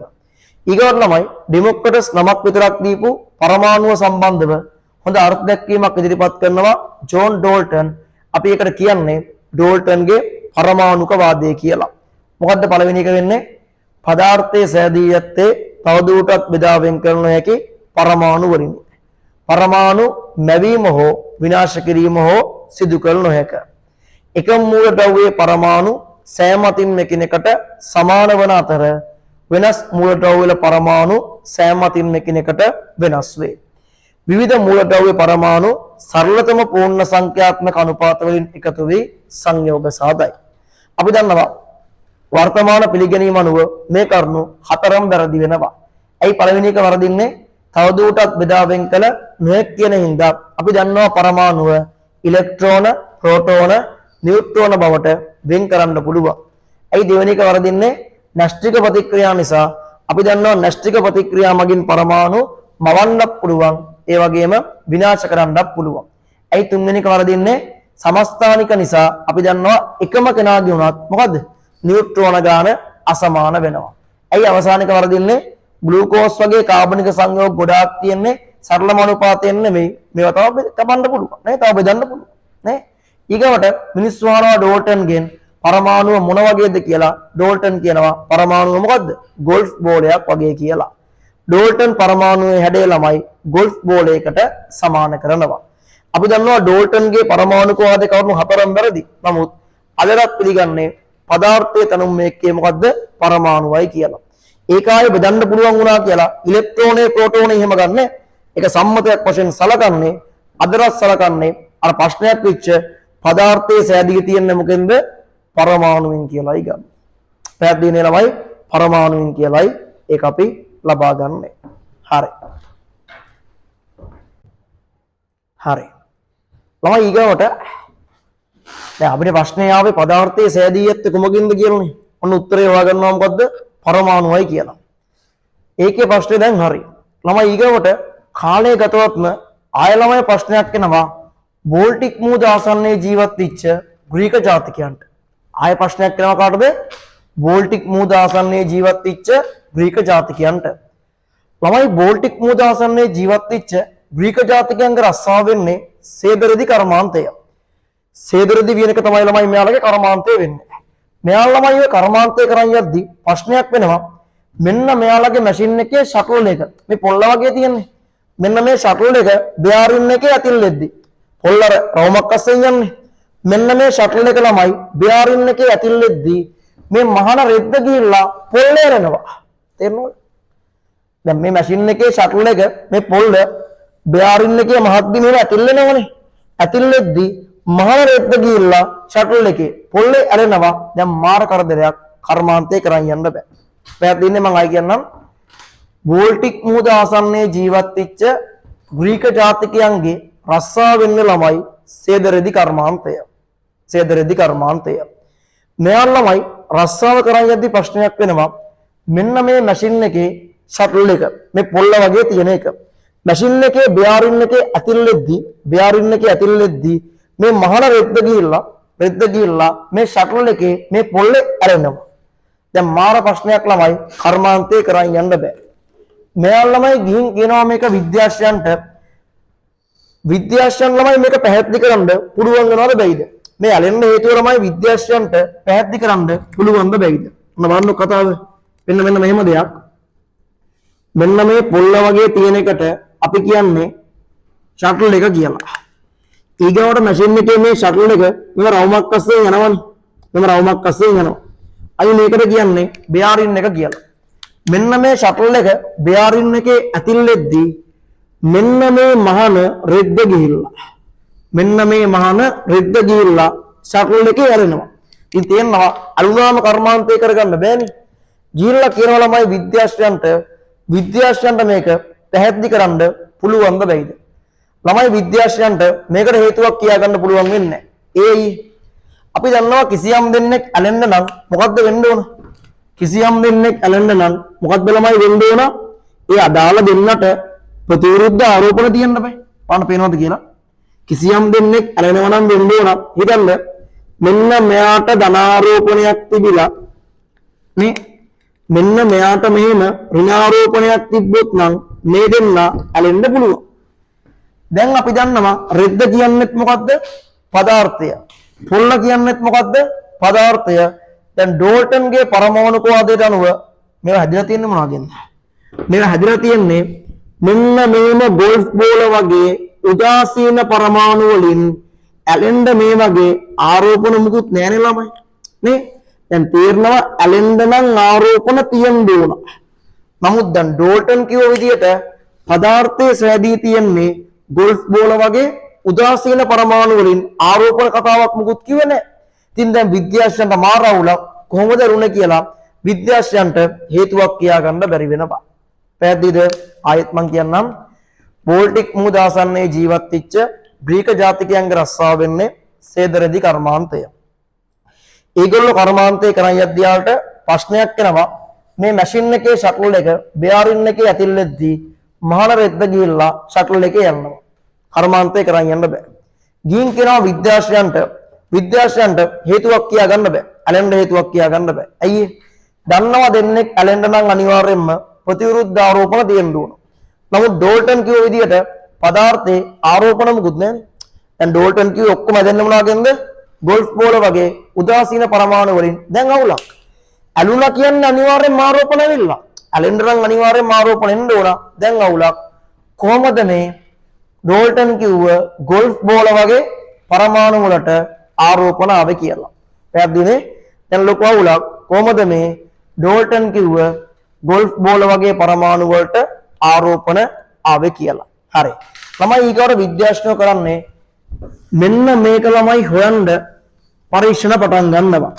මේ ගෝල්ෆ් බෝල වලට කොහොමද මේ පරමාණු වලට කොහොමද ආරෝපණ ආවේ කියලා හොයන්න පරීක්ෂණ පටන් ගන්නවා. දැන් ඇත්තම කතාව ළමයි ඔයාලා නම් දන්නවා හේතුව. කොහොමද ළමයි මේ ගෝල්ෆ් බෝල වගේ පරමාණු වලට ආරෝපණ එන්නේ? ඉතින් ඔයාලා දන්නවා මේ පරමාණුව කියන්නේ ගෝල්ෆ් බෝලයක් වගේ නෙමෙයි. ඔයාලා දන්නවා පැහැදිලිවම පරමාණු වස්සේ කවුද ඉන්නේ? ඔයාලා දන්නවා පැහැදිලිවම පරමාණු වස්සේ මොකක්ද ළමයි?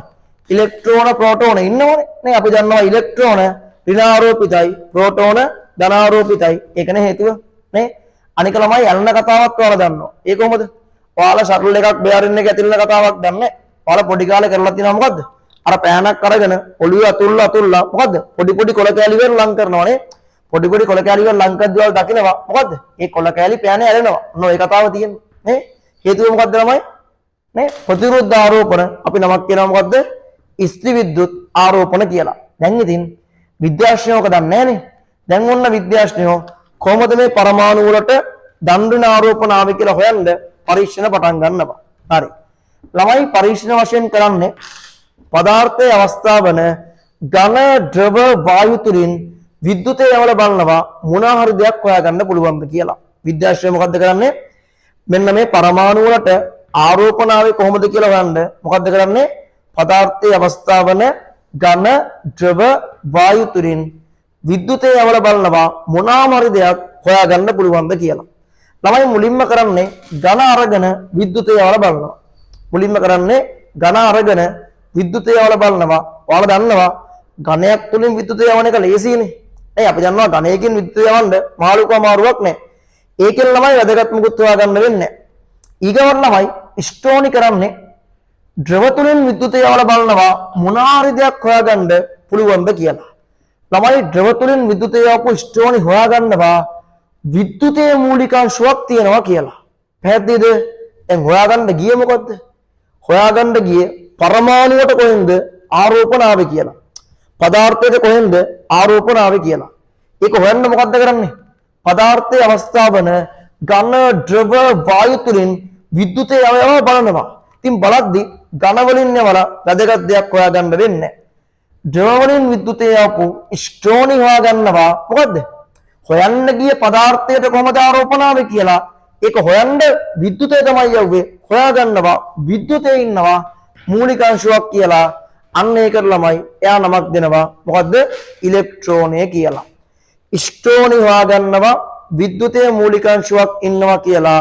ස්ටෝනි විසින් ඒ අංශුවට නමක් දෙනවා මොකද්ද ළමයි? ඉලෙක්ට්‍රෝනය කියලා. පැහැදිලිද? ඉලෙක්ට්‍රෝනය කියලා. හරි ආයෙමත් මම මුලින් ඉඳන් කියන්නම්. බෝල්ටික් මුහුද ආසන්නයේ ජීවත් වෙච්ච ග්‍රීක ජාතිකයන්ගේ කර්මාන්තය වෙන්නේ සේදරෙදි කර්මාන්තය. එයාලා කර්මාන්තය කරන් යද්දී ප්‍රශ්නයක් එනවා. එයාලගේ මැෂින් එකේ ෂටල් එක බෙයාරින් එකේ ඇතිල්ලෙද්දී රෙද්ද ගිහිල්ලා ෂටල් එකේ යනවා. දැන් කර්මාන්තය කරගන්න බෑ. ගිහින් කියනවා විද්‍යාඥයන්ට. විද්‍යාඥයන්ට හේතුවක් පැහැදිලි කරන්න බැරි වෙනවා. ඇයි විද්‍යාඥයෝ දන්නවා දෙන්නෙක් ඇලෙන්න නම් මොකද්ද ළමයි?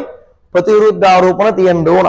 නමුත් ඩෝල්ටන් කිව්ව විදිහට මේ පදාර්ථ කිසිම තරක ආරෝපණ මුකුත් නැහැනේ. මේ ඔක්කොම ඇදලා තියන්නේ ගෝල්ෆ් බෝල වගේ උදාසීන පරමාණු වලින්. නමුත් දැන් ඇලුවනේ. තේරෙනවා ඇලුලා කියන්නේ අනිවාර්යෙන්ම ආරෝපණ ඇවිල්ලා. දැන් ලොකු ප්‍රශ්නයක් කොහෙන්ද පදාර්ථයට ආරෝපණ ආවේ කියලා. ඒක සම්බන්ධව ගන්න පරීක්ෂණ පටන් ගන්නවා. පරීක්ෂණ කියලා කරන්න ළමයි ඝන ද්‍රව වායු තුලින් විද්‍යුතය යවලා බලනවා මොන හරි දෙයක් හොයාගන්න පුළුවන්ද කියලා. ළමයි මුලින්ම ඝන වලින් තමයි යවලා බලන්නේ. අපි දන්නවා ඝනය කියන ලේසියෙන් විද්‍යුතය යනවා. ඒ හින්දා කියන ළමයි වැදගත් දෙයක් හොයාගන්න වෙන්නේ. ඊගවට ද්‍රව තුලින් විද්‍යුතය යවපු ස්ට්‍රෝනින් හොයාගන්නවා ළමයි විද්‍යුතයේ මූලික අංශුවක් තියෙනවා කියලා. නේ එයා ඒ විද්‍යුතයේ මූලික අංශුවට නමක් දෙනවා මොකද්ද? ඉලෙක්ට්‍රෝනය කියලා. පැහැදිලිනේ? නමක් දෙනවා ඉලෙක්ට්‍රෝනය කියලා. හරි. අපි ඒක ලියමුකෝ. එයන්නේ ද්‍රව තුලින් විද්‍යුතය යැවීමෙන් පරීක්ෂණ සිදු කළ ද්‍රව තුලින් විද්‍යුතය යැවීමෙන් පරීක්ෂණ සිදු කළ ස්ට්‍රෝනි විසින් විද්‍යුතයේ මූලික අංශුවක් ඇති බව සොයා ගන්නා ලද අතර විද්‍යුතයේ මූලික අංශුවක් ඇති බව සොයා ගන්නා ලද අතර එම අංශුව ඉලෙක්ට්‍රෝනය ලෙස නම් කරන ලදී. එම අංශුව ඉලෙක්ට්‍රෝනය ලෙස නම් කරන ලදී. හරි. ළමයි ඊගාවට ඔයාලා මට කියන්න වායුවක් තුලින් විද්‍යුතය යවන එක ලේසි වැඩක්ද නැත්නම් අමාරු වැඩක්ද? වායුවක් තුලින් විද්‍යුතය යැවීම ලේසි වැඩක්ද නැත්නම් අමාරු වැඩක්ද? දැන් මෙහෙම හිතන්නකෝ. ඔයාලා පාර යනවා. හරිද? පාර යද්දී ලයිට් කරුවක් ෂෝට් වෙනවා. ඔයාලා ළමයි ඩෝන් ගාලා කරන්ට් එක වදින්නේ නැහැ නේ. ඔයාලා දන්නවා ඔයාලට කිසිම බලපෑමක් වෙන්නේ නැහැ. ඒ කියන්නේ ළමයි වායුවක් තුලින් විද්‍යුතය යැවීම ළමයි ඊටාම පහසු කාර්යයක්. ළමයි මේක සම්බන්ධව විද්‍යාඥයෝ විශාල දෙනෙක් කොට්ටු වෙනවා. ගොඩ දෙනෙක් කොට්ටු වෙනවා මොනාමාරි කරන්න. නමුත් ළමයි සාර්ථක වෙන්නේ නැහැ. වායුවක් තුලින් ළමයි විද්‍යුතය යැවීම සම්බන්ධව මුලින්ම ළමයි සාර්ථක පරීක්ෂාවක් කරන්නේ විලියම් ක්‍රූක්ස් විසින්. ළමයි විලියම් ක්‍රූක්ස් කරන්නේ මෙන්න මේ විදිහට ළමයි දැඩි වීදුරු නලයක් අරගෙන මෙන්න මේ වගේ ශක්තිවත් වීදුරු නලයක් අරගෙන මෙයා ළමයි කරන්නේ මේක ළමයි දෙකලවරට ළමයි අධික විභවාන්තරයක් දෙනවා. අධික විභවාන්තරයක් කියන්නේ වොට් 10000ක විතර ළමයි ලොකු වෝල්ටේජ් එකක් දෙනවා කොහොම හරි යන්න කියලා. මොකද වායුවක් තුලින් අපි දන්නවා විද්‍යුතය යැවීම නේ අපහසු කාර්යයක් වන අතර මේක සම්බන්ධව මුලින්ම ළමයි සාර්ථක පරීක්ෂාවක් කරන්න කවුද? විලියම් ක්‍රූක්ස් විසින්. එයා මොකද්ද කරන්නේ? මෙන්න මේ වගේ දැඩි වීදුරු නලයක් අරගෙන කොහොම හරි විද්‍යුතය යන්න කියලා ළමයි මේකට වොට් 10000ක විතර ලොකු විභවාන්තරයක් දෙනවා. අපි දන්නවා ළමයි සාමාන්‍යයෙන් අපේ ගෙදරට හම්බ වෙන වෝල්ටේජ් එක කීයද? වොට් 200 ගාණක් නේ. නේ මේ 200 ගාණක් නෙමෙයි වොට් 10000ක විතර ලොකු විභවාන්තරයක් දෙනවා. දෙත්ති ළමයි මුකුත් වෙන්නේ නැහැ. මෙයා ඊගාවට කරන්නේ වැකුම් පම්ප් එකක් භාවිතා කරලා මෙන්න මේ නලය ඇස්සේ ළමයි පීඩනය අඩු කරන් යනවා. මොකද ඊගාවට කරන්නේ? මෙයා කරන්නේ වැකුම් පම්ප් එකක් භාවිතා කරලා මේක අස්සේ තියෙන වායුව එළියට ඇදලා මේක අස්සේ ළමයි තියෙන පීඩනය අඩු කරන් යනවා. ඉතින් අපි දන්නවා මොකද්ද මේක අස්සේ පීඩනය කියන්නේ? මේක අස්සේ ඉන්න වායුව එහෙමේ ගිහිල්ලා වැදුනාම ඇති කරන බලයෙන් පීඩනය කියන්නේ. ඉතින් තේරෙනවා මේක අස්සේ වායුව ඇදලා ගන්න මේක අස්සේ මොකද්ද? පීඩනය අඩු වෙනවනේ. නේ? මෙයා කරන්නේ වැකුම් පම්ප් එකක් භාවිතා කරලා මේක අස්සේ තියෙන වායුව ඇද පීඩනය අඩු කරන් යනවා. ළමයි පීඩනය අඩු කරන් යද්දී මෙයා දකිනවා එක්තරා අවස්ථාවක මෙන්න මේ කැටෝඩේ ගාව කොළ පාට දිවිසුමක් ඇති වෙනවා. මොකද්ද ළමයි ක්‍රූක්ස් දකින්නේ? එයා දකිනවා පීඩනය අඩු කරන් යද්දී මෙන්න මේ කැටෝඩේ ගාව කොළ පාට දිවිසුමක් ඇති වෙනවා. මෙයා දකිනවා පීඩනය තවත් අඩු කරද්දී මෙන්න මේ කොළ පාට දිවිසුම කැටෝඩේ ඉඳන් ඇනෝඩේ දක්වා ගමන් කරනවා කියලා. මොකද්ද මෙයා දකින්නේ? මෙන්න මේ කොළ පාට දිවිසුම කැටෝඩේ ඉඳන් ඇනෝඩේ දක්වා ගමන් කරනවා කියලා. ඉතින් ළමයි ක්‍රූක්ස් විශ්වාස කරනවා මෙන්න මේ කොළ පාට දීප්තියෙන් නැත්තේ කැටෝඩයෙන් නිකුත් වෙන කිරණ විශේෂයකින් කියලා. මෙයා මෙන්න මේ කිරණ වලට ළමයි නමක් දෙනවා කැටෝඩ කිරණ කියලා. පැහැදිලිද? ක්‍රූක්ස් තමයි මෙන්න මේ කිරණ වලට නමක් දෙනවා. මොකද්ද? කැතෝඩ කිරණ කියලා. ආයෙත් මම පැහැදිලි කරන්නම්. වායුවක් තුලින් විද්‍යුතය යැවීම ඊටම මාරු කාර්යයක් වන අතර මේක සම්බන්ධව ළමයි මුලින්ම සාර්ථක පරීක්ෂාවක් කරන්නේ විලියම් ක්‍රූක්ස් විසින්. එයා කරන්නේ දැඩි වීදුරු නලයක් අරගෙන ඒකේ දෙපැත්තට අධික විභවාන්තරයක් දෙනවා. අධික විභවාන්තරයක් දුන්නා කියලා ළමයි මුකුත් වෙන්නේ නැහැ. එයා ඊගොඩ කරන්නේ වැකුම් පම්ප් එකක් භාවිතා කරලා මේකස්සේ පීඩනය අඩු කරන් යනවා. අඩු කරන් යද්දි මෙයා දකිනවා මෙන්න මේ කැතෝඩේ ගාව කොළ පාට දිලිසුමක් ඇති වෙනවා.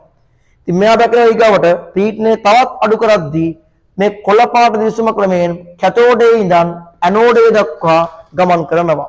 මෙයා විශ්වාස කරනවා මේ කොළ පාට දිලිසුම ඇති වෙන්නේ නැත්තේ කැතෝඩයෙන් නිකුත් වෙන කිරණයකින් කියලා නමක් දෙනවා මේකට.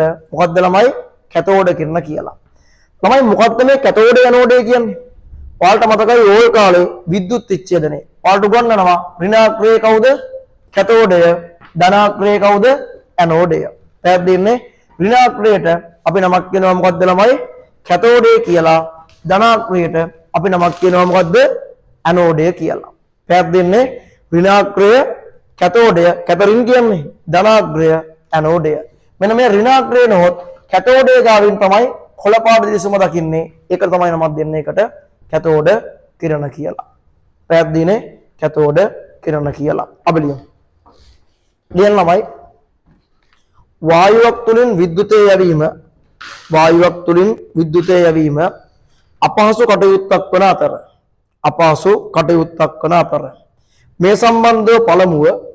මේ සම්බන්ධව පළමුව සාර්ථක පරීක්ෂාවක් සිදු කරන ලද්දේ විලියම් ක්‍රූක්ස් විසිනි.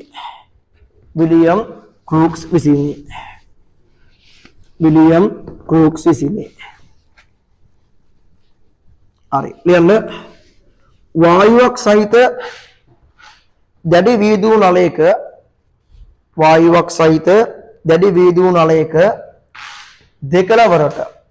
දෙකලවරට අධික විභවාන්තරයක් යොදා පීඩනය ක්‍රමයෙන් අඩු කරන විට කැතෝඩේ අසල දිලිසුමක් ඇති බව ක්‍රූක්ස් විසින් නිරීක්ෂණය කරන ලදී. අපි ලියමු. තවදුරටත් පීඩනය අඩු කිරීමේදී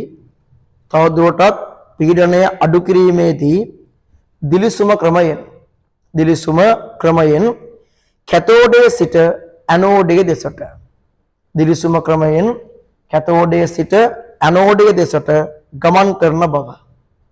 ගමන් කරන බව දැකගත හැකි විය. මේ දිලිසුම ඇතිවන්නේ කැතෝඩයෙන් නිකුත් වන කිරණ විශේෂයකින් සලකා මෙම කිරණ කැතෝඩ කිරණ ලෙස නම් කරන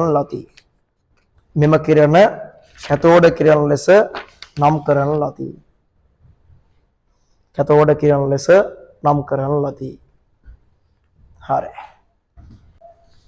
හරි. අපි ළමයි එහෙමනම් කැතෝඩ කියන බලමු.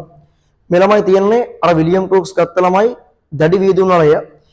මෙතන ළමයි වලට පේනවා ඇති මෙන්න මේක ළමයි භාවිතා කරනවා අර අධික විභවාන්තරයක් වෝල්ට් 10000ක් විතර ළමයි විභවාන්තරයක් ලබා දෙන්නේ. අපි ළමයි මෙතන කතාව 100%ක් වෙන්න බෑ හරිද? දැන් අරගෙන කරේ මොකද්ද? දැඩි වීදුරු නලයක් අරගෙන ඒකට ලොකු වෝල්ටේජ් එකක් දෙද්දි මුකුත් දෙක්ක නැහැනේ. ඊගොඩ පීඩනය අඩු කරන් යද්දි දකිනවා මොකද්ද? කැතෝඩේ ගාව දිලිසුමක් ඇති වෙනවා. පීඩනය තවත් අඩු කරද්දි දකිනවා ඒ දිලිසුම කැතෝඩේ ඉඳන් ඇනෝඩේ ගාවට ගමන් කරනවා. ඉතින් ළමයි අපිට මෙන්න මේ තියෙන කැතෝඩකින් නලයකින් ළමයි පන්තිකාමරයක් අස්සේ ඒ සම්පූර්ණ කතාව පෙන්වන්න බෑ. ඒක ළමයි හේතුව වෙන්නේ අපිට පීඩනය අඩු කරන්න ක්‍රමයක් නැහැ. ඉතින් ළමයි මේ නල එන්නෙම පීඩනය අඩු කරලා ඉතින් මේක වෙන්නේ දැන් මේ නලේ ළමයි තියෙන්නේ කැතෝඩකින් පේන ගන්නට පීඩනය අඩු කරලා අපි මෙන්න මේ උපකරණය භාවිතා කරලා මේකට හයි වෝල්ටේජ් එකක් අධික විභවාන්තරයක් දීපු ගමන් අපිට ළමයි මෙන්න මේකේ කැතෝඩකින් බලා ගන්න පුළුවන්. පැහැදිලිනේ? මේ නලයේ ඇස්ස ළමයි කැතෝඩකින් පේන ගන්නට පීඩනය අඩු කරලාමයි යන්නේ. පීඩනය අඩු කරලා සීල් කරලා තියෙන්නේ. ඉතින් අපි දැන් මේකට මෙන්න මේ උපකරණය භාවිතා කරලා හයි වෝල්ටේජ් එකක් දුන්නාම ඔයාලට බලා ගන්න පුළුවන් මෙන්න මේ විදිහට ළමයි කැතෝඩ කිරන. හරි. හරි. ඔයාලා ළමයි මෙන්න මේ විදිහට ලං කරලා පෙන්නන්න. හරි. මෙන්න මේ විදිහට ළමයි කැතෝඩ කින්න බලා ගන්න පුළුවන්. ඔයාලට මේ ළමයි පේන්නේ කොළ පාටින් කැතෝඩ කින්න. මේ අපි කිව්වා දැඩි වීදුරු වලයක් අරගෙන මේකට අධික විභවාන්තරයක් දෙද්දී නේ මුකුත් පේන්නේ නැහැ. නමුත් පීඩනය අඩු කරන් යද්දී කැතෝඩේ ගාව දිලිසුමක් ඇති වෙනවා. පීඩනය තවත් අඩු කරද්දී අපිට බලා ගන්න පුළුවන් මේ දිලිසුම කැතෝඩේ ඉඳන් ඇනෝඩේ දක්වා ගමන් කරනවා. මෙන්න මේ කොළ පාට දිවිට මෙන්න මේ කොළ පාට කින්න වලට ළමයි නමක් කියන්නේ කැතෝඩ කිරණ කියලා. හරි. හරි. ළමයි එහෙමනම් ඔයාලා දැක්කේ කැතෝඩ කිරණ. හරි. අපි ළමයි එහෙමනම් පළවෙනි දවසේ ළමයි අපි මෙතනින් අද පාඩම නතර කරමු. අපි ළමයි එහෙමනම් මේකෙන් පස්සේ අපි ඊළඟට පේපරයට යමු. ඔයාලා ළමයි ලබන සතියේදී මේ උගන්වපු ටික ළමයි හොඳටම බලාගෙන හොඳටම තහවුරු කරන් අනිවාර්යෙන් වෙන්න ඕන. ෂෝට් නෝට් එකක් ගත්තොත් ළමයි වඩාත් හොඳයි. අපි ළමයි ලබන සතියේ මීට අදාළ වෙන රූප සරම් ටිකේ වැඳලා ඒ අදාළ ටික ළමයි කරලා එතනින් ඉස්සර කතා කරන් යන්. එහෙනම් ළමයි ඔයාලා ලබන සතියේ මේ ටික ළමයි 6ටම බලන් එන්න. හරියම නම් ළමයි ආයුබෝවන්.